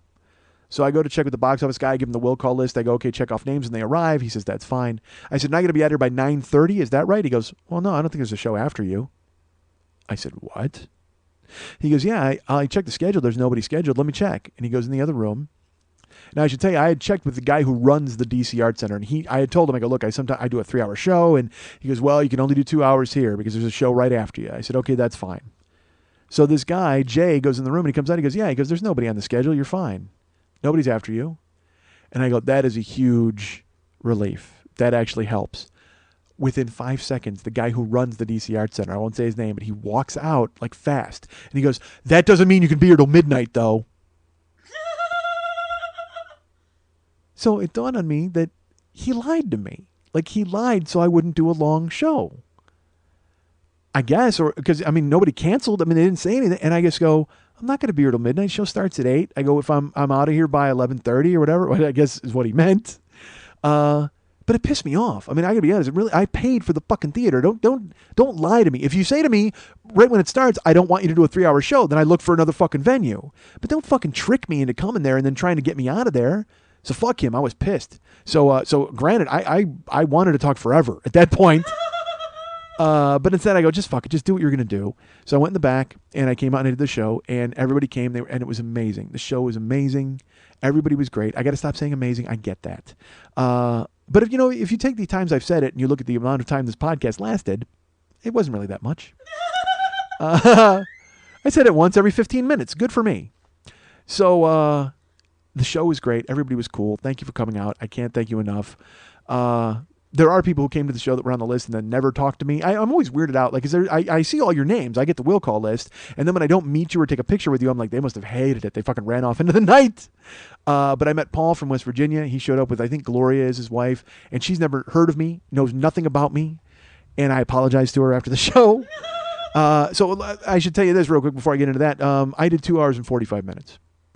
I went on about 7:35, and I did 2 hours and 45 minutes. I talked a little about Washington. I didn't talk about any of the Capitol or any of that stuff, but everybody was great.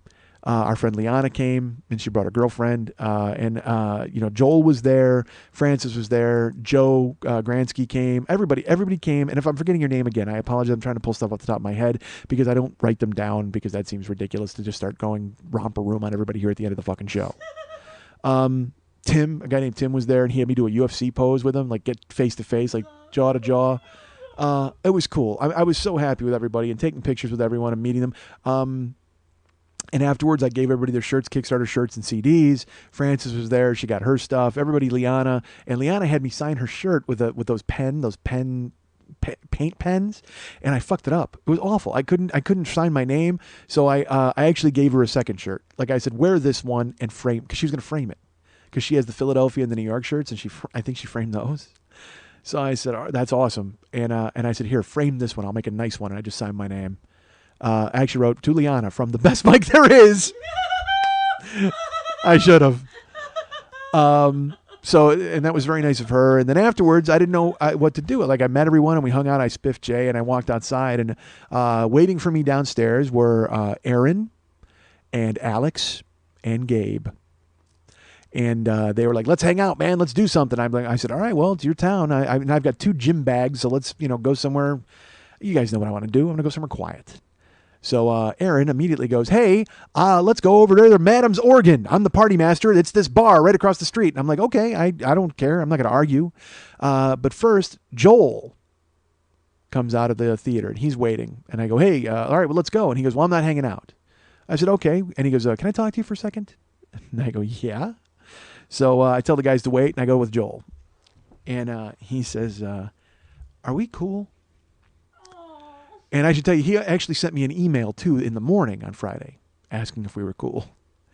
I said, yeah, we're cool. We're fine. And he goes, well, I didn't mean to upset you last night. And, I wasn't trying to be shitty or mean. I was just trying to express to you that I was so happy to be out and I wanted to pay for dinner too. And I go, Joel, you paid for the privilege of hanging out with me and letting me buy you dinner. It was my honor to buy you dinner. That's what I wanted to do, man. I wanted to hang out.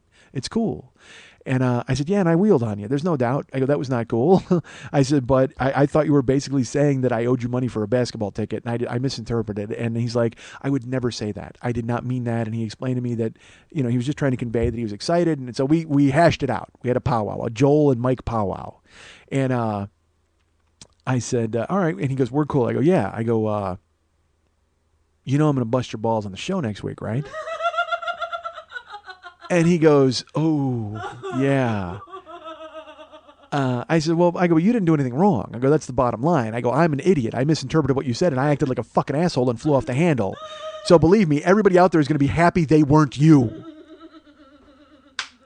And he goes, yeah? I go, you didn't do anything wrong. What do you? So I go, I don't mind. I'll talk about it because of that. I go, but I'll tell you this. I said, I'll tell you what. You paid to bring me to town.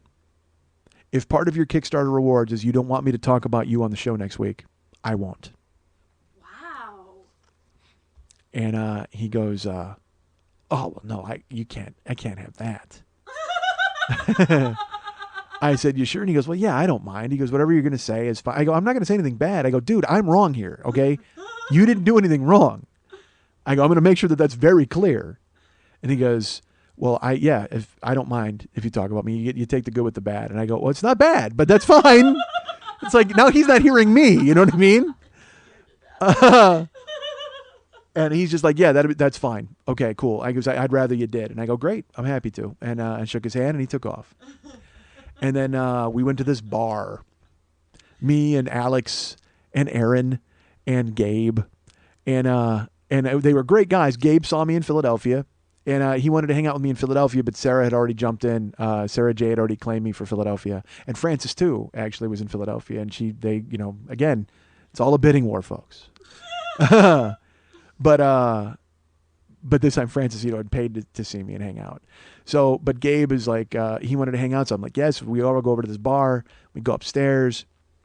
And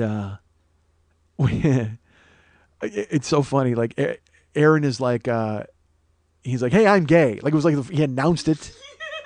And I'm like, that's fantastic. And he looked amazing. He was in like a white linen suit with like a pink shirt and a yellow cravat. He looked fucking great.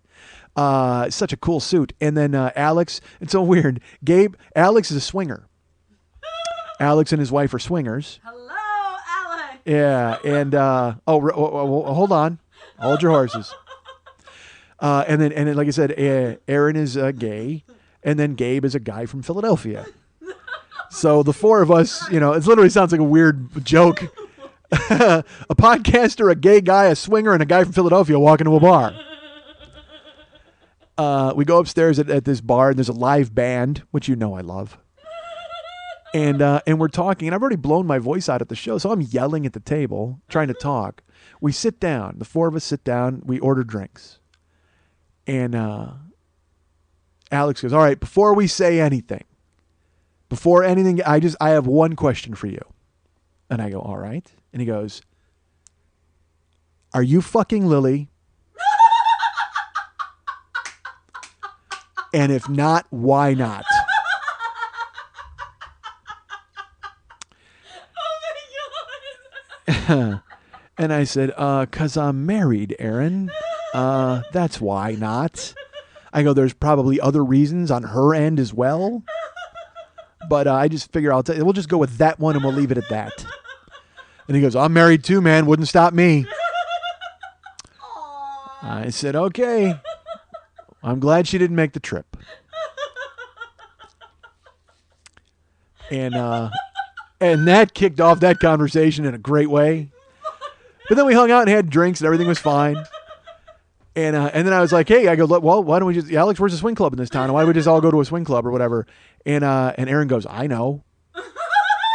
I said, really? And Aaron, it turns out, Aaron's I don't know how the term is for a man who does it, but he's a torturer. Torturer. He's not Dom, perhaps? he's a dom, but I don't know because I know there's dominatrix, but it's just dom. Because he mentioned BDSM, and I go, which letter are you?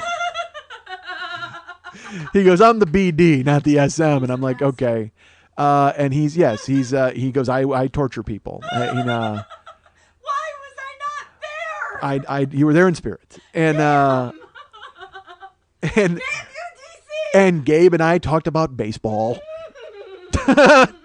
Literally, Aaron's like he's a swinger, and Alex is like, I know where I'm sorry, Alex is the swinger. Aaron is and I got confused even there because there was like 4 Aarons at the show, and then when I left, I called Aaron Alex, and he's like, oh, it's Aaron, and I go, dude, that's awful. I did not mean that. There's so many A's at this show, for fuck's sake. I said I should just called you Master all night long. Literally, that's easier to remember. Oh my god, that's hysterical. So he's like, yeah, I know where a dungeon is, and then he wants a swing club. We're just talking, and we wound up instead having beers. So then finally it was like, I was groggy, and I go, look, I got to take off, fellas. So we were there a couple hours, and we all went outside. I shook some hands, and then Alex is like, hey man, I'll split a cab with you. I said, all right, that's fine. All of a sudden I'm in a cab with a swinger. Me, a swinger, a podcaster, and an Ethiopian get in a cab. So I have all my faculties. For some reason in the bar in 2 hours, I think Alex had a 12-pack and 4 shots. Like he just went off. He bought me a buttery nipple shot, and I knocked that back. And I can't drink. Drinking goes right to my cock. It's the weirdest thing in the world. I'm not even joking. Like I'll drink it and I feel it right away, right in my cock. I don't even know how to explain it. It just goes right through me. So we get in the car, and then he's like, I go, I'm at the Courtyard by Marriott on 1600 Rhode Island, Northwest. And then Alex goes, I'm at 1 Washington Circle, I think.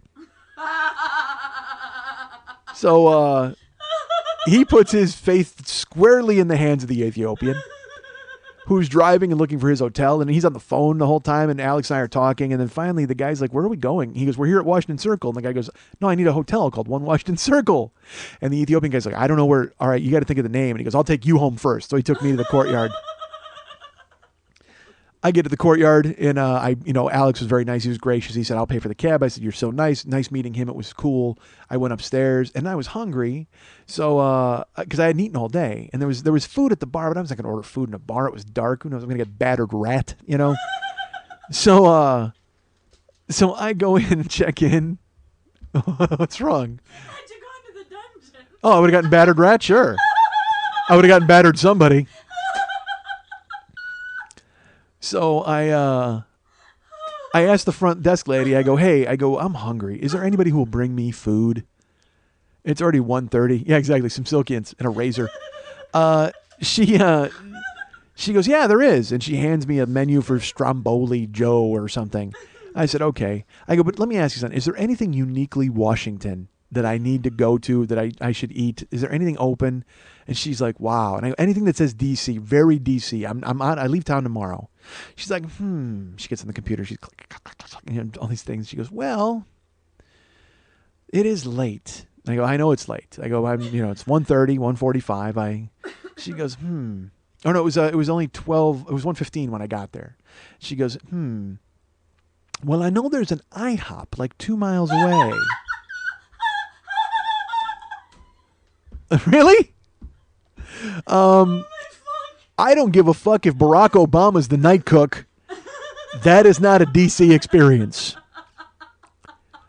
So I just nod because I know I'm not getting any help there, and I fine. She goes, well, there is Ben's Chili Bowl, which I had been told about all weekend. Joel mentioned it to me. Everybody mentioned Ben's Chili Bowl. So I'm like, all right, well, I'll look at it because they close at 2, and it's already like 1:20. I go, it's a trick. So I got to go upstairs and talk to Mex because I should tell you this. When I was sitting in the bar with the guys, let's go back even further. When I was at the show, I started telling them about the cut on my face and how I got it.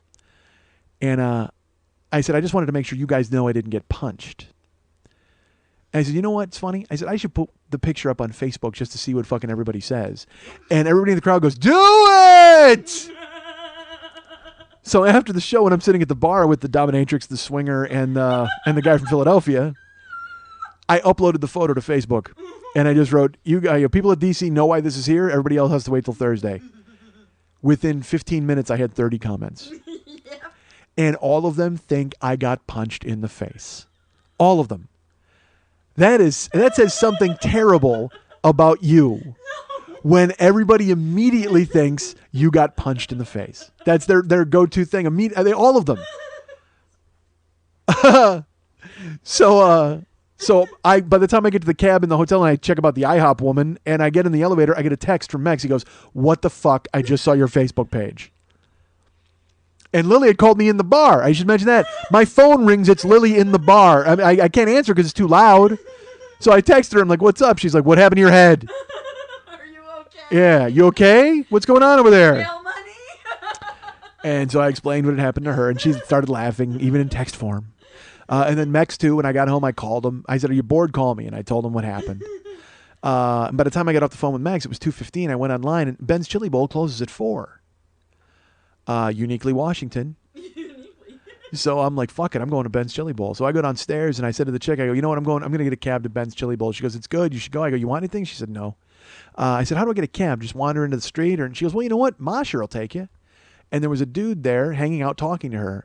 And I go, what? Who are you, Mosh? And he goes, yeah, my name's Mosh. And he shakes my hand. He goes, I'm a livery guy. I work for the hotel. He goes, I'm not doing anything. I'm bored. I'll take you. I said, great, let's go.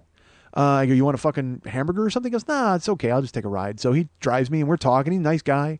And I go, you know what? I'm going to the airport tomorrow in the afternoon. He goes, oh, I'll fuck. He didn't say fuck. He goes, oh, I'll take you there. He's an older gentleman. I said, okay. He goes, yeah, what time? I said, 2:15. He goes, great. I can take you. It's perfect. I go, how much? He goes, $65. I go, you take credit cards? He goes, well, cash is better. I said, well, I'll tell you what, if I pay you in credit card and I tip you in cash? He goes, done. So I said, great, tomorrow 2:15. We're talking, we're driving. And by now it's about 3. And it is fucking hopping outside. Bars close at 4. And it is crazy out. You can't move in this particular street. So we turn, we get into Ben's Chili Bowl, and he goes, that's it right there. And there's a line out the door. And I said, all right. He goes, you're going to be a while. I'll do a circle or I'll park. Just text me. Here's my card. Text me when we're done. I said, you sure you don't want anything? He said, no. So I go over to Ben's and I get in line. And the thing is, there's a line out the door, but the line goes in and then up again and then back around the counter. So I'm at the tail end of an S.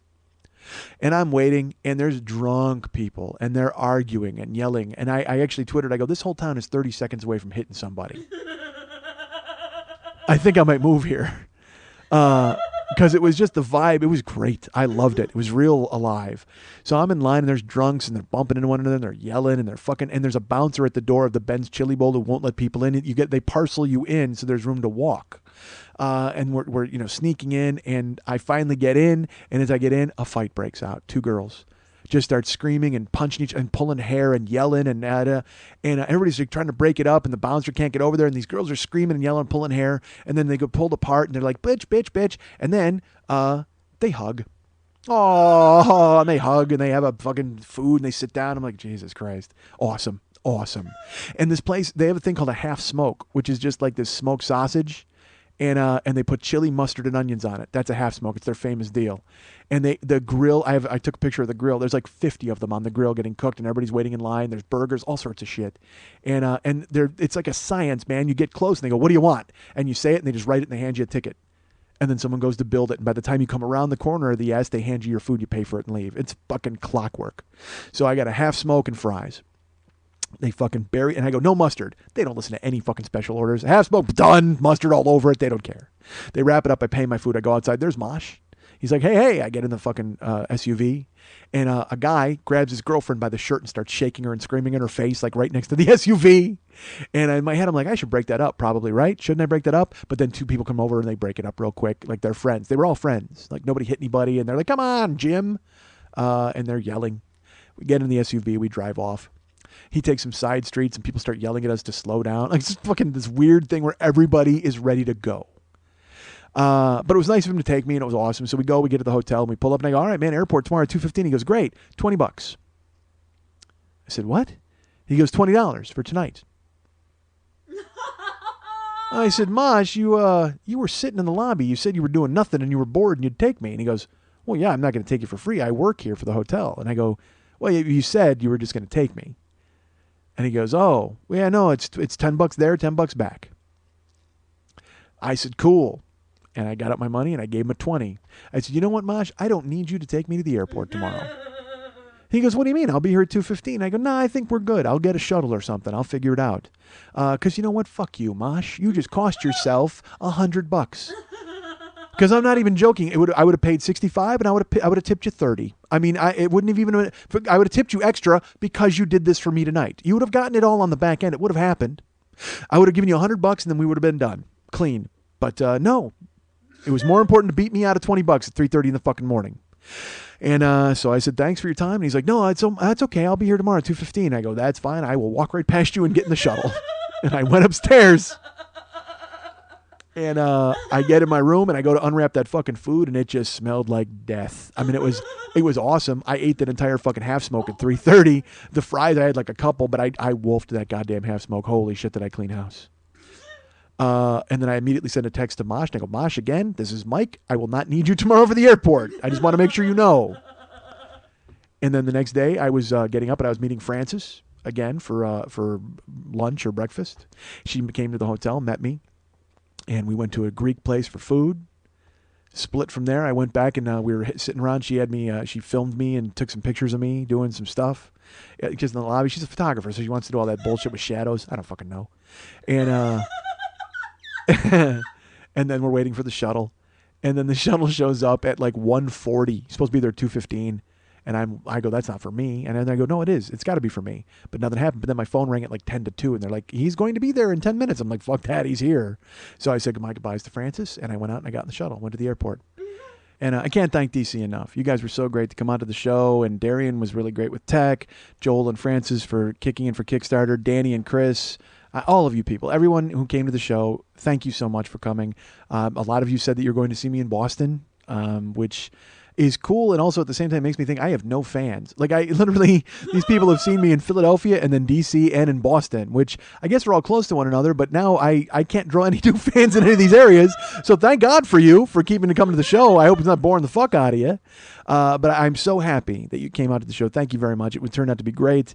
And then, like I said, I got to the airport without incident. I flew through Dulles. There was nothing to do with security. I didn't have a problem at all. I got to LAX and I was going to get picked up. I waited at the carousel to get my luggage. It came down. I grabbed my bag. I mean, it was just, everything was perfect. I walked outside because I was going to get picked up by Karen, and Rod Serling ran up and put a cigarette out in my eye.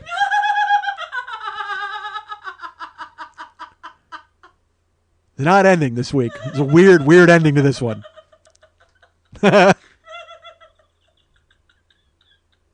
You guys can get me at MikeandMikeSchmidtComedy.com. You guys can be my friend at Facebook.com/the40-year-old-boy. I've been waiting 2 hours. You guys can follow me at Twitter.com/the40-year-old-boy. You can follow our friend Lily Von Stupp at 2 addresses, Twitter.com/MNTs and Twitter.com/Lily Von Stupp. And you can be your friend at Facebook.com/Lily Von Stupp. And if you want to write her a personal note, if you want to get up close and personal with our friend Lily and find out exactly what I wasn't supposed to say, or if you'd like to cast a vote about whether you want to be a stripper or a burlesque dancer, you can go ahead and write her a note at Lily at burlesque411.com. That's Lily, Lili, at burlesque411.com. Zazzle.com/40-year-old-boy. Please buy all his stuff. Want to remind you folks about the Monday Night Teas every Monday night at the 3 clubs on Santa Monica and Vine. 10 o'clock p.m. is showtime for the longest running and most successful burlesque show in the history of Los Angeles and the West Coast. I happen to know the producer of that show. Her name is Lily Von Stupp. Hey, Lily. Hi, Mike. How are you? I'm fantastic. This past week's show was good. I heard it was very good from what I understand. A lot of fantastic. Well, who is it? Voom? Who were there? Who was there with V's? Vivian Vermouth. Vivian Vermouth. Dallas. That's who it was. She did a Dolly Parton number. Why was I not informed? There's pictures. I'll show you some after the show. Pictures, but it's not the same as being there. I would have I'll been show there. you a Would've- video. It's been 8 years. I need that dream again. All right. So coming up this week, is there a theme show this week? No, there is not. All right, it's a fancy regular Monday Night Tease It's a show. fancy regular Monday Night Tease show. That's what people love. Who will be there? Honey, I'm a Home and Quintessential Sensual are doing a duet together. God, there's a million. We've got 10 performers. If I remember. Is there a burlesque troupe named the Scissor Sisters? There should be. No. Because there's the band, the Scissor Sisters, That would but be an awesome duet. yeah, that's what I would pay to see that, quite frankly. Do the Scissor Sisters want to be strippers, or do they want to be burlesque dancers? They have to decide. So good. Will you be there? I will be. I will be performing. Performing. Yes. Fantastic news. Yes. Well, good. So go see Lily perform at the Monday Night Tease this Monday night at 10 o'clock p.m. at the 3 clubs on Santa Monica and Vine. And make sure, again, you grab Lily's ass, you get in free. That's always the case over there at the Monday Night Tease. So go ahead and pull that off. And if don't smack it. Again, smacking is that's violent. We don't like that. Grab it. Grab it. A nice gentle caress. Then you'll get in the door and get in free. No. Save yourself $20. No, you won't. And remember on Facebook.com/the40year-old boy, you can find me there. There's all the pages for people who want to bring me to their towns. Places like Toronto and Indianapolis and San Antonio. All of these exist. Right now, there are dates that I have coming up to go out of town. Yes, you must. I wish you had my view, folks. I know Alex wishes he had my view. So I am going to be in Cleveland, Ohio at Big Dog Theater. That's April 27th. That's a Friday night. Show, I believe, is at 8 o'clock. I have to contact them and make sure that I'm still coming because I've sold tickets. But tickets are available at brownpapertickets.com for all of the dates that I've mentioned here. Dates like June 1st in Boston, Massachusetts. That's going to be great. I'm still looking to do the Red Sox thing. Things have fallen apart a little bit. A lot of people contacted me right away, and they said, well, we got to get tickets. I'm not sure if we can do a big outing because, again, it's Boston, and the tickets are crazy. I might just wind up slipping in and slipping out, or maybe one or two of you. Who knows? We'll figure it out, but we'll make cool stuff happen. What the hell is wrong with you? You saw what I just saw, folks. Sure. So April 27th, and you still got 9 million hours of editing. So again, April 27th at Big Dog Theater in Cleveland, Ohio. And I've already picked out the restaurant I will be tweeting from, by the way. Stupid. And then, of course, Friday, June 1st at the Cambridge YMCA Theater in Boston. Make sure you get tickets at brownpapertickets.com. And now, again, the new date, as I've mentioned to you, June 15th. In Kansas City at the Westport Coffee House. Tickets are available at brownpapertickets.com. Some of you have already jumped on that. And I'm going to record that night. Like I said, I don't know if it's going to be audio or a DVD or both. I don't know if I'm going to use them. Our friend John in Florida wrote me, and he came to the show in Atlanta, and he's like, oh my God, a DVD would be great. It would introduce new people to you. And I said, yeah, but then it also kills the live show. I have to write the whole thing. It actually increases your live business because people want to see it, but I don't think so. I think it gives away some secrets. Who knows? Still on the fence, but thank you, John, for your input. I appreciate that. So remember that those shows are available right now. Cleveland, Boston, and Kansas City, all on sale. I have no new show to announce. I thought I would. And then, unfortunately, it fell apart at the last second. Not fell apart, just I didn't get contacted. I'm still waiting to get approval on it. But hopefully I'll be able to announce it as soon as possible. And once that's all squared away, that'll be good. Remember to go to MikeSchmidtComedy.com. And there's the link to the Zazzle page, which right now has mugs and mouse pads. I will tell you that coming up, there's going to be some changes at Zazzle. We're going to have all new designs for mugs, travel mugs. And I'm thinking I'm going to lose the mouse pads, but we're going to just do mugs and with a cool design on possibly travel mugs and coffee mugs. So Zazzle is going, I was thinking of shutting it down, but it's still going to exist. We're just going to spruce it up and come up with new designs. Also, remember at MikeSchmidtComedy.com on the Joe Business page, in addition to the Zazzle link, there's a link to tweakedaudio.com/40. That's where you can go ahead and get autoerotic asphyxiation earbuds and cock ring watches. And I want to say a special thank you to the people at Tweaked because we are ending year 4 today. And they've been on board since sometime in year 3, I think it was, as I looked back and looked at receipts. And you guys, I need to thank first and foremost because you've been supporting them the whole time, which keeps them interested in me as a show and as an entity. So thank you for buying things from tweakedaudio.com/40. They've been generous, they've been gracious, and always been willing to help me with anything that comes down the pike. So anything you can do for Tweaked, you want to buy stuff, well, I mean, that's really all you can do. You want to build them a brick and mortar headquarters? By all means, go ahead. But Bruce and Peggy and everybody who's ever helped me out over there at Tweaked, thank you so much for all that you've done for this show. And I hope you will continue to do so in year 5 because I'm including you in the Joe Business page, new artwork on the website whenever we get that done.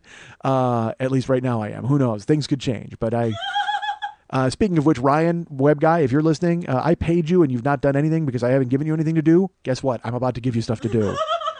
You were on retainer, and now I'm going to kick you into action. And also at the Joe Business page, there's the link to buy the download sets. Year 1, Year 2, Year 3 are all available individually, or you can get them together as the Lord of the Schmidt set. That's 3 of those together for $60. I will tell you, that's all about to change. This is the last couple weeks where you can go ahead and get Year 1, Year 2, Year 3 as the Lord of the Schmidt set. There will no longer be a Lord of the Schmidt set in a couple weeks. Just letting you know that that's available now. I think in a couple weeks, who knows? It all depends. Trust me, it's going away. If you want it, get it. On the MikeSchmidtComedy.com website, upper left-hand corner, in every corner, there's a little Schmitty with his pocket out. You want to donate to the show, click on there, make a one-time donation. That would be great, like our friend Mark Young just did. Thank you, Mark Young. And if you want to make a consistent donation where you donate every month, that would be cool. You can donate $2 a month, $5 a month, and $10 a month. I'd appreciate it. And once again, I don't have a list of the donors this week because what the fuck? I've talked forever and ever. So this will just be a blanket thank you to everyone who donates to the show monthly. You know who you are. Christopher, Jonathan, Sarah J., William, Emily, comes through, Josh, Joel, everybody. You guys know who you are. Everybody who donates to the show. Christopher, I think I mentioned Christopher already. Idiot. But thank you so much. And I can't thank you enough for coming to the live shows and supporting what I do. There are people who've seen 2 and 3. Like Chris and Danny came from Philadelphia and went to D.C. Gabe saw me in both. Francis seen me a couple times. Liana went to New York, Philadelphia, and D.C., not only contributed to Kickstarter, but also bought T-shirts for every city. Just phenomenal. I can't thank you all enough for everything that you've done. Thank you so much. And there is no show next week. No me, at least. There will be something up that will be downloading for you on Thursdays as usual, but it won't be a regular show because, as is the case, when a year ends, I take a week off. Lily needs it, especially after tonight. Jesus Christ. Look at all the work that I've thrust into her lap. And usually Lily likes having things thrust into her lap, but this is something that she's not into. So she's got a ton of fucking work. So no show next week, but there will be the interlude. So make sure you download that. We'd appreciate it. Mex and I worked really hard on that, and Lily as well. Lily also worked very hard on it. So we hope you like it. It'll be next week.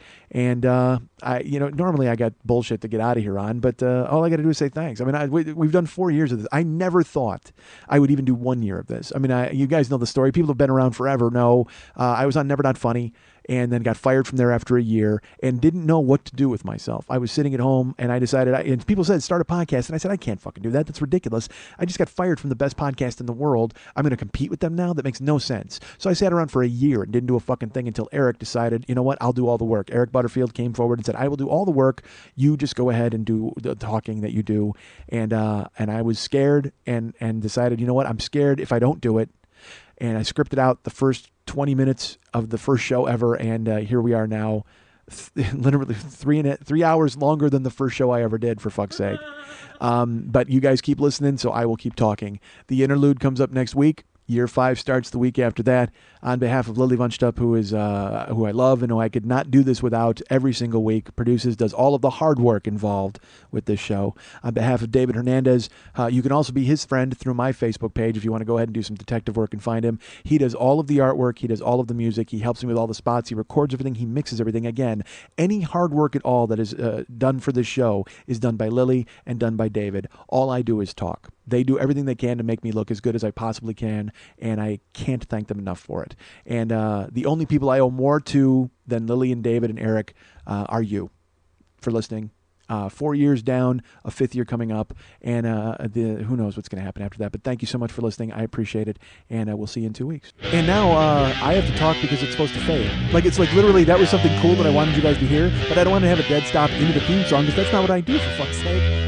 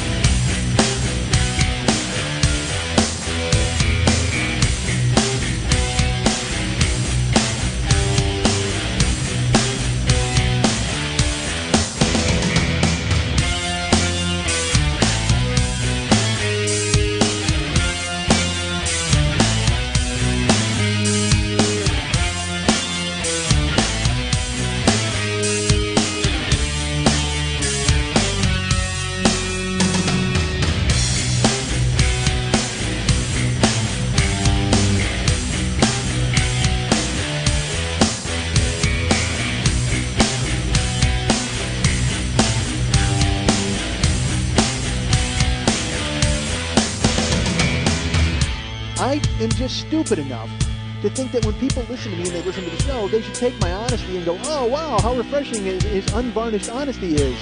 And the fact that he's willing to have a scorched earth policy and have no friends or no fucking future is so refreshing and great. But then they'll say to me, hey, do you need somebody raped with a stick? I go, yes, I do. Done. They'll take care of it for me. Thanks, Snake Rape. Oh, no one listens to show, bro? Wonder why?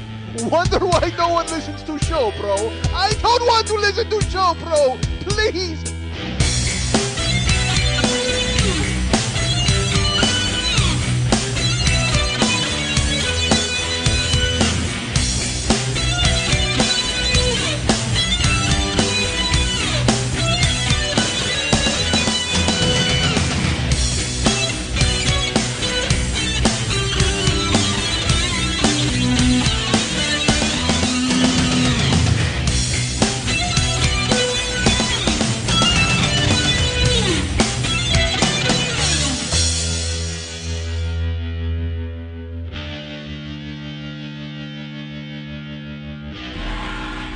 Snake Rape, do it! Do it! Do it! Do it! Do it!